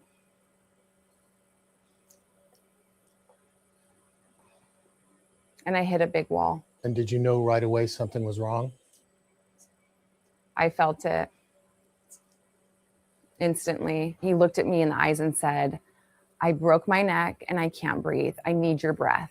Rose said the hardest part was when their 5 children came to visit for the first time. It's one thing for me to be here with him and to take in all the information that I'm getting all day. But it's another thing to have your kids come and you can't save them from it. There's no protecting them. Before the incident, Josh was an avid surfer, but now his neck is broken and his spinal cord is badly damaged. He has no feeling below his neck, yet his spirits are remarkably high. Now, his wife at his side, offering support and her voice. I love you. I've never felt so much love. Family members have started a GoFundMe account to help Josh move to a rehab facility that specializes in spinal injuries. The GoFundMe is close to reaching its goal of $250,000. Wow. Isn't that amazing, though? I mean, the guy's just trying to help out two kids, right? Two of his, I don't think they're his kids, right? Just trying to help. That's amazing. Oh. So Yeah. I did find that father that I was talking about. It's Chad Dorman from Ohio. Okay. He was sentenced to life in prison without parole for executing his 3 young sons on June 15th of 2023. The 32-year-old lined up, pew-pewed his 3 sons, 7-year-old, 4-year-old, and a 3-year-old with a rifle at their home in Monroe Township, Clermont County, Ohio. Now, when this guy went in, I just saw the other night they released his interrogation, Yep. and I watched a little bit of it, but he had heard thoughts in his head just like Lindsay Clancy did. Really? Yeah. Hmm. So it's something that really needs to be talked about. So he told the detectives that he unalived his sons for God, claiming that he felt he knew what he had to do after attending a church service. Wow. And he had also had lots of or lack of sleep, lots of mental issues, obviously. But it's not just women that feel it. Men feel it too. Yeah, but I think it's the majority of it is women, and it's after they have a child, and it's like their hormones. They either start or stop, or something happens within that, and I mean, I know that more we can do more and we can do better. I know all that to be true. Everybody just needs to focus, don't be so judgmental on your neighbors. Check on your neighbors. You might not know what they're going through. Yep. I mean, look at Lindsay. She seemed happy to everybody. She seemed very, really check on your neighbors. Most people don't know their neighbors. That's kind of an truth. issue. You know what I mean? And just that alone, if they did, if people just went next door and knocked on the door, just knocked on the door and said, "Hi, I'm so and so." That's all. My neighbors think I'm crazy because I do that. Oh, I get a new person actually, that moves in. you get in their race car in their driveway. Yeah, I remember. I remember. She walked over to she could hear a race car. She goes, it's down the street. So she's on the phone. She started walking down the driveway, walked down the street right into the guy's driveway. Like your car, can I get in it? Sure. She's in it. Nice car too.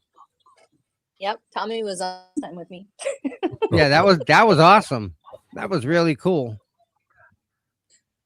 I just got back from vacation. I'm trying to make a folder to show you guys. How's Mike doing, by the way? Mike's good. Mike's recovering. All right, prayers up to Mike. I have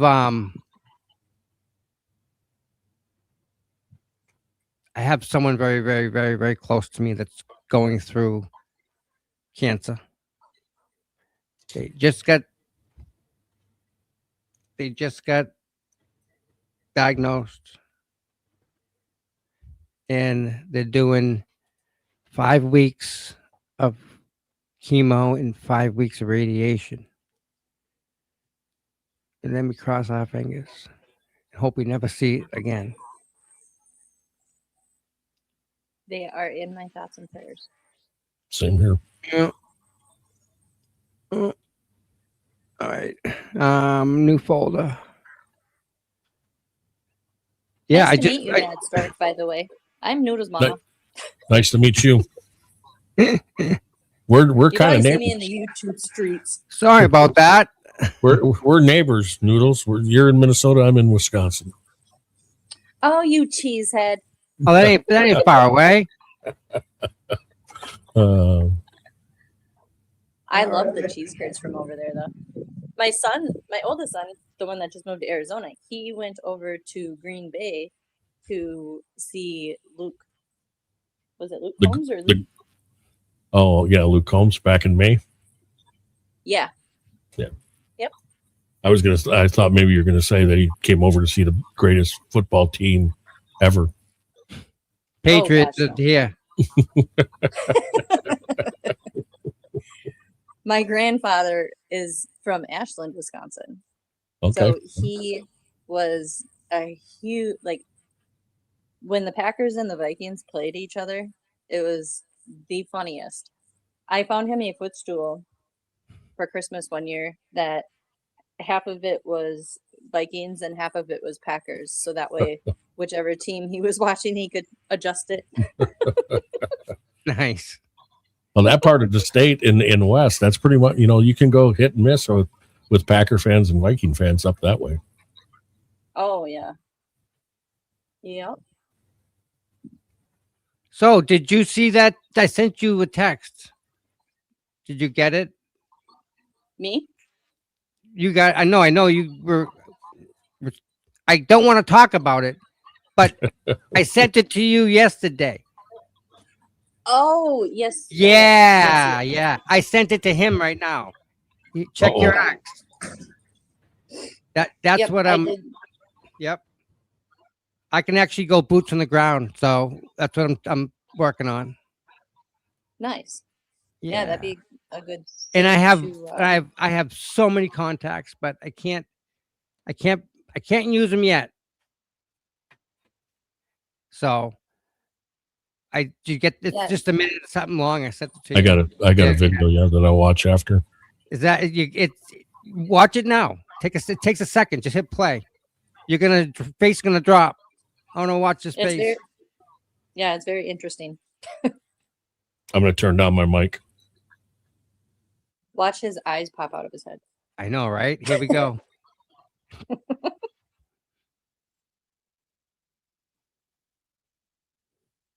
He's gonna turn his head and huh? What? I'm waiting for the head shake. Or whiplash. No volume right now. Hang on. No volume right now. Hang on. Yeah. I gotta find the volume.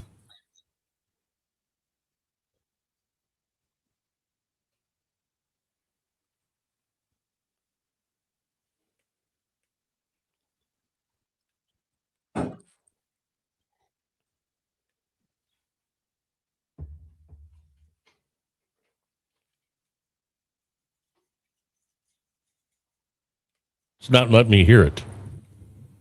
There's no volume. There's no volume? There's no volume. Just read it. You have to read it. Okay. Yeah. Here I was hoping there was volume.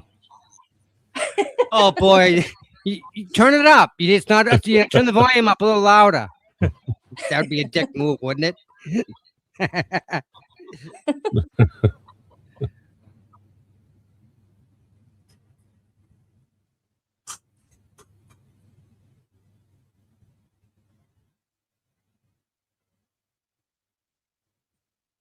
Did you forward him the same that just the video, or did you send him the message that you sent me also about it?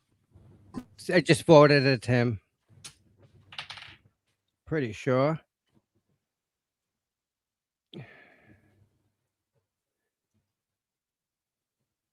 Wow. There's the head shake. Just never stops. Isn't it something crazy? Is that? Wow. Hey, dead silence. Not a freaking peep. No. Talk to me. What's up? It's just, I don't know. You'd be when you find out the contacts that I have. Right. You're gonna be really like. You'll see. Wow. It ain't right. So that place isn't far away. Problem is, I'm an outsider, and what they do is when they hit you with a freaking dose of fentanyl, so you go and you pass out. Right. Right. You don't know. All you know is you're on the ground and you're whacked out, and they hit you again when you're already on the ground and you're dead, and it's an OD. So it's like they can just murder you like that, and they do, and they just say it's an OD. That is nuts. That's where I'm up against. Actually, that physically going in there. That's what. So I need someone that's kind of got my back, and I got that person. So you just need to be very careful. Well, we'll see how bad it really is. That's all. You know what I mean? I'm not going to walk in with a camera like this. Not like that. That's going to be a little bit more inconspicuous. I mean, it's amazing when you look back. I mean, I was watching a lot of it on your channel, Tommy, and everything, but it's amazing when you look back at some of those text messages that came out about how are we going to stop Aiden? How are we going to stop him? How are we going to stop Turtle Boy? And that's coming right from your law enforcement out there. I mean, yep. How do we shut him up? That's just how do we shut him up? Oh, you're bringing more attention to the problem. Shut this guy up. It's amazing. When you think that they're not capable of doing bad stuff, look at those texts. Look at the texts after now that we're seeing from Good and Proctor. I mean, it's a shame. Really is a shame. Well, power goes to the head, on some people, and that's not all cop. I mean, the good blue. I'm all for good blue. I'll tell you. But I am too, because that's what my son's doing in Arizona. Okay. Yeah. It's complicated. I mean, we know Minnesota has also got quite a few corrupt ones here too. Yeah. Yeah. Minnesota's definitely making the news. Also, not for good things. Crazy. No, and it's stupid. Whatever happened to Minnesota? Nice. Guess we ran out. All right. Just make sure you have the same thing that I sent him. I sent you. So boots on the ground, Yeah, possibly tomorrow, guys. Okay. I'm not sure if you guys are going to be around, but it would definitely be something that could possibly open up some questionable doors here. Are you going to be at the boots on the ground? Okay. I'm gonna go try and rent something. Yeah, I should be around. Just see how much it is per day. You know what I'm You saying? just need to be very careful, though, Tom. Yeah, but you know what I'm saying? I'm curious. I need that. I want that. How much is that? I'm gonna borrow that for the day. That's it. That's all. You see where I'm going with that, right, Noodles? Are you going to stream live? What you should get is a. Well, that's the problem. Is I can't if I do it live, right? Okay. Then the state police will come and shut me down because they don't want any video recording at all of anything in that area. Bad. It's like a nuclear bomb went off. You can't go. You can't record it. But if they don't necessarily know, then it's not a problem. Well, we'll just do a face. I can just we can do this, and we can just record this as the stream, right? And then when it's done, then we'll just let it go on just ship it out. Right. But yeah, I want someone live because you never know what's gonna happen. Not that I'm out going looking for trouble, because that's absolutely not what I'm doing. It's just not a nice place. That's all. I'll be around, and if Mad Stork wants to join. Yeah, I'll be around most of the day, I think. So maybe we can go live. It depends. Play it by ear. But I know if I go live, that I will be interrupted by law enforcement, whether it's local, federal, or whatever. They'll definitely be in front of me. So will the law enforcement problem out there, will that ever be fixed, or is that just going to be pushed under the rug and just continue as always? It's built into the system. That's actually the system. So take it away. What do you have? Minneapolis, Minnesota's looking for a new chief. If anybody wants to join. New chief. Yeah. I always watch every once in a while. I catch the the sheriff of Ramsey County. He's on YouTube, riding around late at night on YouTube. I watch him a little bit. I haven't seen. Hi, Ann.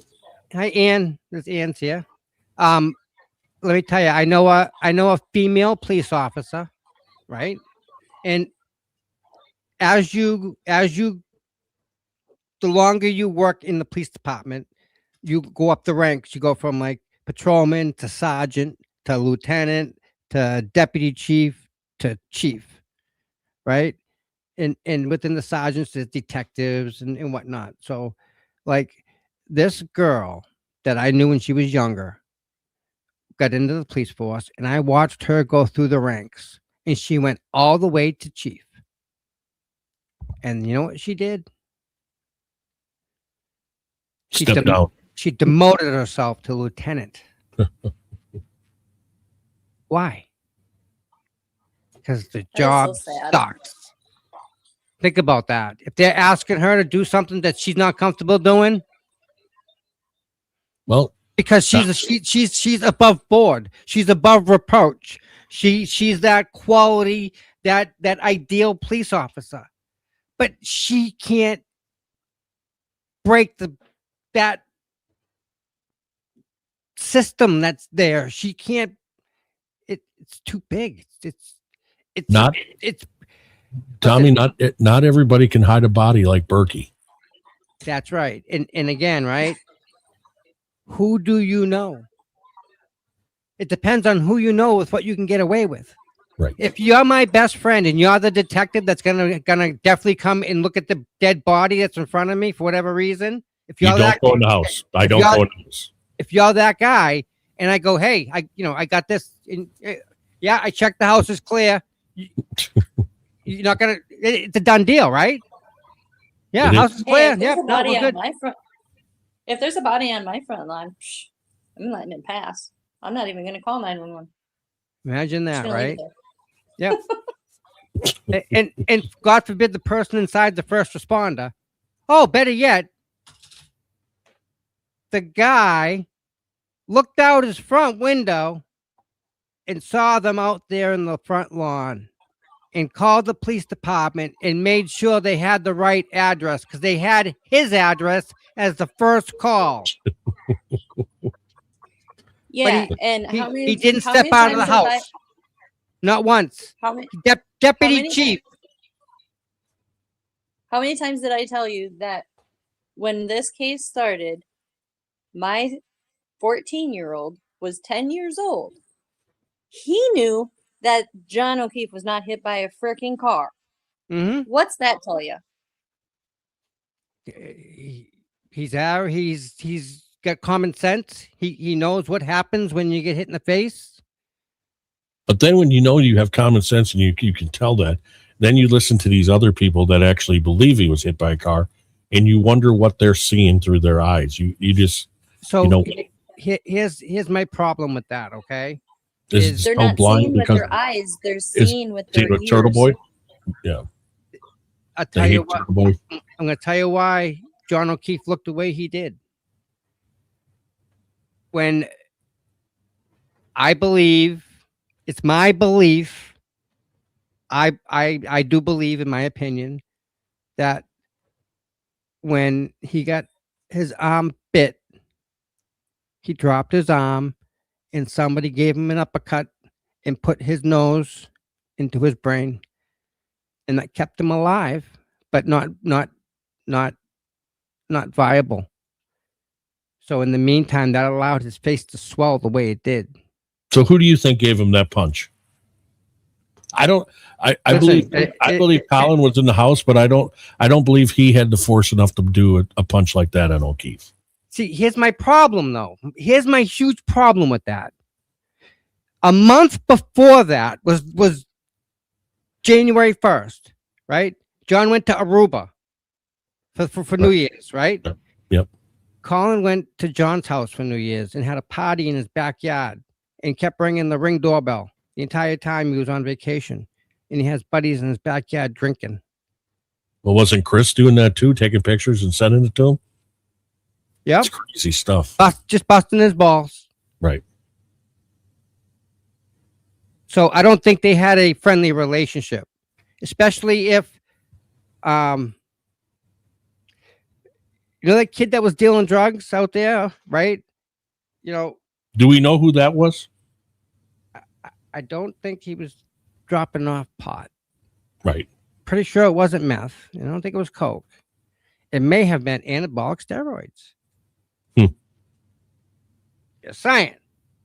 Maybe some D-ball. I don't know. And like Ann said, sadly, we won't know unless somebody comes forward. So, either way, John had all that recorded on his Ring camera on his front door. John confronted the kid after 52 times. He went to the Canton Police Department, back and forth. You know, John worked in the department that if cops were abusing young women, John would hear about that based on the people he was putting collars on. He was putting ankle bracelets on all the people that need to be monitored for whatever reason. That was his job. So I'm sure he was the type of cop that would strike up a conversation with you, and next thing you know, this guy'd be just blabbing his whole life story, giving John every piece of information he needed or didn't ever need, just give me it all, and John would get it. So I think John may have stumbled across something, possibly, based on what he did for work. Right. You know, and you know, if he knew, it's one thing to have one guy have a girlfriend, right? But if all these cops are using all these girls and going to like a massage parlor in Canton and you know, having sex with these women that are young, like, no, that's not, you know, no. So again, go back to Sandra Birchmore, and I can talk about this now. Sandra Birchmore did not, let me get a little closer to the camera. Okay. All right. All right.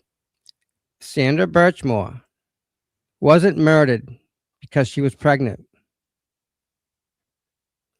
She was murdered because she was a witness. A witness to what? One cop having a relationship with one girl? Or Stoughton Police Department, Canton Police Department, Westwood, Reading, Revere, all these cops coming to this little massage parlor in Canton, doing whatever they want. Do we know the father of the baby yet? They know exactly who it is. They know who it is? Yep. So, yeah, so Sandra went to the FBI. They made her a witness to this crime. They arrested Farwell. Right? Yep. For interfering with the witness intimidation. He took out the witness. Now that is witness intimidation. That's pretty much witness intimidation, right? That's it. That is not witness intimidation. If you do a rolling rally, that is witness There you go. intimidation. That Get definitely straight. is. Just driving by, I'll do it. That's right. You hurt my feelings. That's witness intimidation. Called me a cop killer. That's witness. The problem I have is the FBI had enough knowledge and enough fortitude to put Sandra as a material witness, right? They take her out and they're like, whoa. And then they take out John O'Keefe. Same people are involved. I'm not saying that they took out John, but what I'm saying is the same people that investigated Sandra, that accident, that tragedy, same people that did that are the same people that would investigate the death of John O'Keefe. Tommy, catch me up with this. Who's Rebecca Resendez? I don't know who. It's in your chat. I was just wondering. Oh, let me see. I took my glasses off. I see Anne Marie. Rebecca Resendez, a federal witness. That I could never track down the backstory on that. But yep, I think she was a witness and something happened to her. The back end, I don't know. But again, right? If she was a younger, attractive woman, she may have been one of the women that were trafficked for known trafficked. They were, these cops demanded, and if you didn't do what they wanted, they'd make your life miserable. Like you weren't getting away. They'd run your plate, they'd give you a ticket, they'd pull you over. Was the O'Connell case, she said. The O'Connell case. I don't know about that one. Let me check. So how many deep secrets does Morrissey have? Again, the secret's for a reason. The O'Connell case is that officer that was shot in the head right in the right Stop and Shop, right? That was a hit. Yeah, he was doing that's right. So they're going back to that, right? So he was doing a detail, right? Yeah, here she goes, yeah. And then this guy here, who's buddy with Morrissey, right? That O'Connell is? O'Connell, right? Buddy with Morrissey. Okay. Is he the one that also had allegedly? Yeah. Little boy in his room. He woke up and this little boy showed up there, and he was like, "Oh my God, how's this?" Yeah, and people are sick. They're all sick, all of them. They had, and God help the young girls that didn't give in to what the police wanted. That's all I gotta say. God help them. So. Yeah, because Morrissey kept something under the table for this land developer. Listen, so there's so many backroom shady deals. Like if they're going to build a road, I know, right? Because I'm approving that the road to go through the town. Hey, you two buy this land here because I can't make the road. So I got to give you $300,000 per half acre, which is stupid money, but okay. And you kick some of that back. Everyone's happy. And the road gets built. Then that's when the corruption, that's when it starts. When the money starts flowing, the more corruption it is. You know? Everybody wants a piece of it. Yeah. Is there anything new on the O'Malley case? Or not the O'Malley, the Yeah. Is it O'Malley? It's the kid, the officer that shot that he shot the person in the car. Yes. Lawyer change. I haven't seen any update. Is that the Unetti? Is that the Unetti case now? David Unetti's, yeah. All right. Yep. I haven't seen any updates on that. I haven't seen any updates on the person bleeding on the sidewalk either. They just don't report stuff like that no more. I don't get it. There's a problem in Nicholas O'Malley. It's O'Malley. Nobody wants to report on it because they don't want to be charged with witness intimidation for investigating it. All right, details involved. Officer involved. Nicholas O'Malley, a Boston police officer, was involved in a shooting that resulted in the death of a suspect. Charges filed. O'Malley was charged with manslaughter following the incident, which raised questions about the use of force and the circumstances of the shooting that occurred during a police response to a carjacking in Roxbury, where the suspect allegedly struck a police cruiser. So this guy hit a car, supposedly, trying to get away. Like, really, you can tell when someone's got the car, like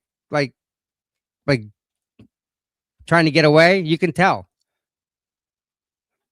Put it in drive and you hit the gas. You just don't slowly step. This guy hit the cruiser. What, you mean the brake lights come on? Or tail lights come on when a car goes to move? That's new. He drove right square dab into the police cruiser. He didn't miss. Oh. And that's when they decided to shoot him. Yeah. Right here. The shooting occurred during a police response to a carjacking. So it wasn't even his car. He was borrowing it. So why did they charge this cop? Well, because excessive force. He thought the car was going to run him over, so he shot at the car to stop the Okay, but why are they making this a big thing about this cop? Because they said he used excessive force. He so shot the guy that stole. Yeah, I get all that. I get what they're saying, but I mean, why are they making an example out of this guy? The trajectory of the bullet is back to front, not front to back. Because he was banging in the cars trying to get away, back up forward, trying to ram the car to get out, the cruiser. So when he backed up, up, and. But now we have a DA that wants to charge a cop when before we didn't have a DA that wants to do anything with cops. But now we have one. Is that? Oh, now we're going to show people that we're going to go after. I mean, I don't understand why they're going after him. And again, right? Wasn't the suspect not white though? They don't even mention what color he was. I think he was white. Actually, I think he was white. Because I know he stole the car from a lady who.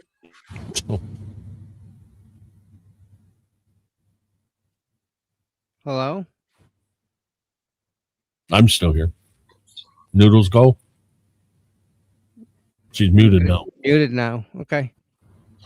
I'm still here. Yeah. All right. So again, right? Would you want to stole the car? It was a stolen car that he was in. Carjacked it. Took it from someone that was already in it, operating it. Wow. Get out of my car. So, all right, back now. This goes full circle, right? Like how we wouldn't want to be in Aiden's shoes. No. Do you want to be in that cop's shoes? Getting paid what? $18 an hour, and this car's gonna come and run you over because this guy's he's bent on getting away. He's crashing into the cruiser. He don't care. He got 0 fucks left. He hitting the car. He was trying to get away, and the cop stopped the person that was driving the car with his gun. There's no other option. It's a bad situation for the cop. At that time, the car was a weapon, right? Yes. Yep. Oh. They're claiming it wasn't a weapon though, because where O'Malley was standing and he shot from, he didn't know if his partner was in harm's way or not, and they're trying to say that his partner was not in harm's way. Oh. So, I believe the big thing we're going to come to see is the trajectory of the bullet back to front. They're going to say you shot him as he was trying to drive away. Shot him in the back, cowardly, blah, blah, blah, blah, blah. When, the situation, I wouldn't want to be in that position.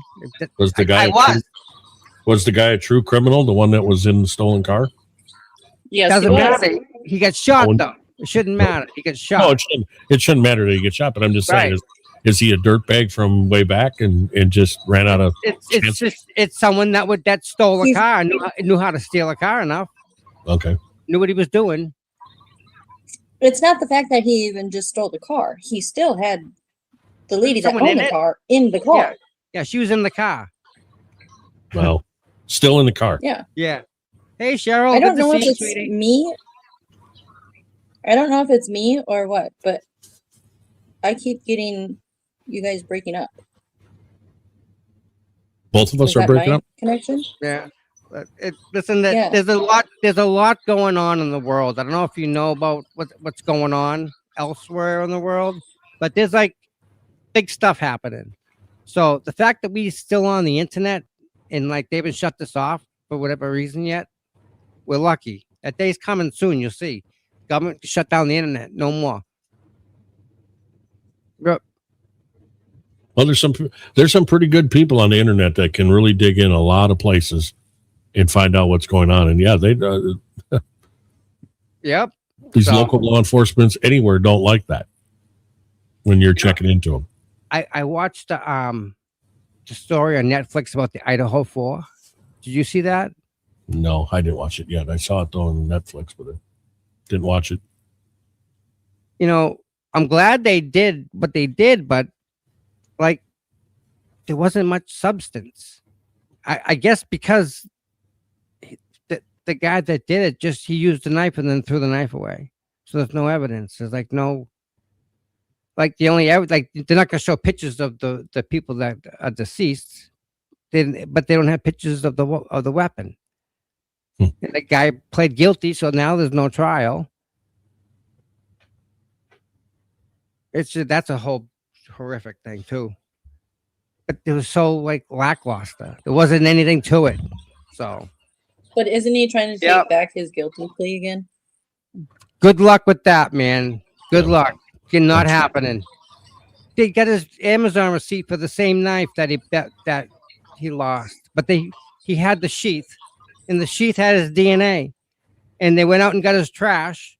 They pulled his trash, and they said, "Oh, the DNA comes back as a match to the person whose father is the killer. This is the father of the killer." And he only had one son, and that was him. It's amazing how some of these law enforcements can really do a good job in investigating, and then others can't. Yep. Just like that. It's amazing. Yep. So yeah, in the next couple days, guys, I'm gonna try and I don't want to say undercover is not the right word. What's the word I'm looking for? Spy. That may be that may be a better thing. That may be a better thing. But we're gonna get some answers to those questions, because you can't tell me there's got to be some truth in some of that, right? If even half of what that is true, it's still horrific. If you're going to be a spy, you got to turn one of your shoes into a telephone then. Well, and so they don't know. I need to grab a really bummy pair of No. sneaks. Yeah, I gotta fit in. You need to go get meta glasses. Yes, and I need to drill out the eye and get rid of the LED. I'm already ahead of you. Well, if you get the meta glasses, then you can be live and they won't even know. Right. Mm-hmm. Bingo. Yep, we're good. So yeah. All right, everybody. So so maybe tomorrow or maybe Friday. Maybe tomorrow, because Grant's got something going on in the morning, right? The 9 o'clock big thing tomorrow morning with Rosemary Scapiccio, I want to say. Okay. And she's been dynamite lately. She's just amazing. I am so happy she is on Lindsay Clancy's case. Yep. So, and I'm glad that Kevin Reddington gave what's his name, the bimbo guy there that the gave him the business. Remember that? DePietro. Petro, that guy. Oh my God, he's a piece The guy. You mean I the still- hit and run guy that Tommy had to track down? Yep, that's the guy. Yep. Guy, Crashed the guy, into the guy's car. the guy that actually gave out rating books to his whole family so that his ratings on radio would be higher than what they were supposed to be. Nice, right? Yeah. Oh, The guy is just a creep. Mr. the PP. and I'm glad Was there- he got called out. That's all that's bad. That's all that matters. Was there anything better when you're sitting around, and I know, Tommy, you were out and everything out at its courthouse, but was there anything better than watching Turtle Boy mess with that guy on the courtroom steps? I mean, there was nothing better. When he's like just slowly peeking around the corner, like Now that. Now that's straight out comedy right there from Turtle Boy. It is. And that's who he is right then and there. You know, if he wasn't on bail and they're not trying to throw him in jail for breathing the wrong way, for whatever, you know, things would be different, you know. Right. He's I guess you have to go back to the beginning to understand him. If you haven't been here for the whole ride, some of this isn't going to make sense, you know, but that's Aiden doing the T-Rex arms, you know, that's who he is. And that's who he was a long time ago, and he hasn't changed. So to me, you know, yeah, he's funny. He can be freaking hilarious. Like I can still remember laughing about a stolen quad in Brockton, a stolen four-wheeler, a little blue one. We never laughed so hard in my entire freaking life. That's the humor that he has, the capability of producing, that when you read it, you can't continue. You got to stop reading and hold your stomach because it hurts from laughing. So, you know, he's a little more serious now. Well, you let me know what you're gonna. You let me know what you're gonna do tomorrow. Yeah. Send me a message. Yes. Listen, Turtle, Tommy, we did it. We did it, right? We did it. We all did it, right? By the way, Tommy, where's that guy's missing too now? Yeah, I saw something. I don't know where. I MIA. It's gone. LTL is missing? Gone. Nobody knows what happened. He made a joke about a child or something something that was stupid. I missed the whole thing, but I'm catching it on X, and I now missed all of it. I have no idea what the heck is going on, to be honest with you. Did you know that he was going to do the "We did it, Tommy"? We did it, Tommy. No, I was just standing there making sure that my cameras were good for you guys, because I had like 3 different things streaming, and there were so many people, and it was electric. You could feel it, right? And you knew she was going to be innocent, right? And then when it came, and the roar and the people, and I can only compare it to like the people that landed on the moon back in the day, right? I mean, everybody was proud to be an American because they did it. You know, we landed on the moon, right? We did it. This was big, and with all the people that were there and everyone's individual energy all combining to that roar, it takes over you, the whole thing. Right. Like I was just there. Like I was processing it still. Like, wow. When he said that, I was sitting here and I was like, you know, he's making it sound like he was the main guy in this thing. You know? Again, I mean, everybody did it, right? I mean, think of the people that went without and gave to her defense. You know, I mean, the people that donated stuff. We had we had things at the Star Drive-In. The people came and they showed up, and they came and supported Aiden, because, you know, again, whether you like him or whether you hate him, whether you think he's funny or whether you don't, it's the First Amendment that they're really trying to put a stop to. They want to control what gets said on the internet. And that means by you and by me and by you and by you and by you. They all going to control you. And you're going to say, well, no one can tell me what to say. Well, you're right. But they can sure sue you for the hell of it. Yeah. Hey, Tommy, I gotta hop down. My phone is about to die. I'm at All right, my dear. 200%. Good seeing you again. Nice meeting you. Yes. Nice meeting you, man. Stork. We'll talk tomorrow. Maybe you guys can keep me alive. Yeah, you let me know. All right, Tommy. No matter what. Definitely. All right. Chat with you guys later. Bye, dear. Bye. But let me know so I can get on here, Tommy, and yeah, help whatever way I can. Like I said, So- it's some crazy stuff. So I'm gonna go tomorrow and maybe do some research, right? Right. So we can do It's that. all about the research. We can do that, right? Boots on the ground research, right? Yes. Figure it out. And you know, if you have one of them things, right? I'm thinking you can like just drive around and take whatever you want. Yeah. Yep. Right in the back. Keep driving. Keep driving. It's amazing. Like I said, it's just yeah. Don't I mean, we'll all know when you're getting closer because then we'll.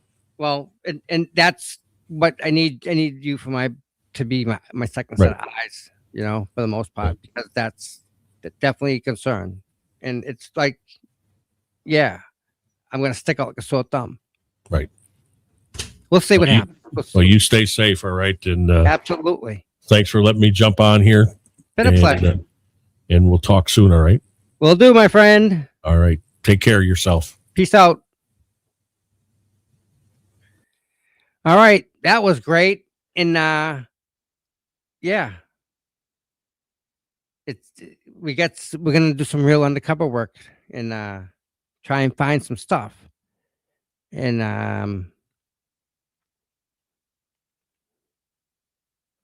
I can't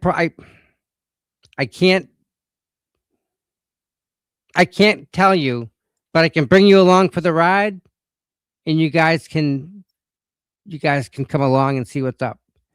And I'll definitely I got no problem bringing you guys along, you know, because this is legit serious.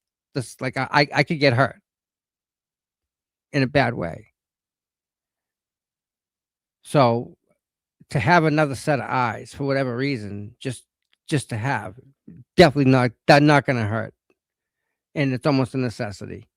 Because I mean, like I said, you know, they'll walk by, they'll stick you with fentanyl, and you just not get knocked out on the ground, and they go by and they hit you again, and you're done. And they consider that an overdose, but it's a murder. So we're gonna see about that too. I don't like that. Yeah, if you do me a favor, hit the like, subscribe, little notification bell, and you'll be good to go. And you'll get it tomorrow when we go on. So I need this is you'll see. You'll definitely see what and where we're going. Also tonight I'm doing research to see if I can look at the police logs, we'll kind of say. Yeah. And check out and see what they say about that. So with that said, I love you all. You all been great. I love you. We'll see you maybe tomorrow or maybe Friday, but you're definitely going to see me because we're going to do some boots on the ground stuff. Again, love you all. Have a wonderful day.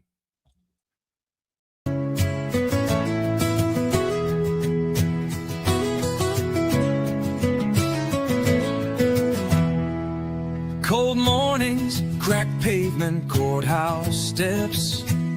He's there before sunrise while the world still rests. No cameras needed, no spotlight glare. Just a man with a purpose, always standing there.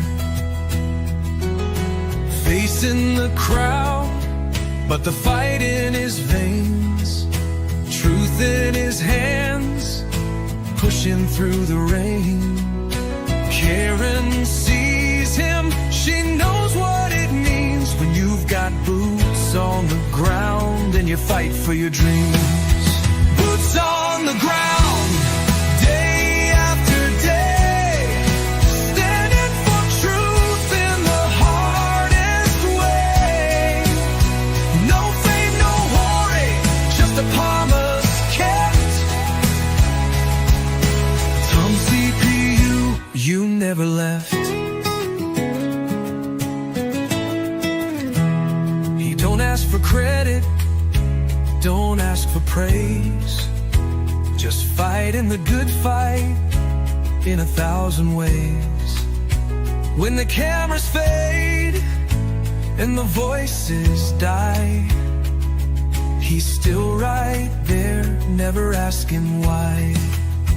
He's got a handshake that you can trust, eyes that don't blink when it comes to us. Karen smiles because she knows it's true. She's got a soldier and his name's CPU. Boots on the ground, day after day, standing for truth in the hardest way. No fame, no glory, just a promise kept. Tom CPU, you never left.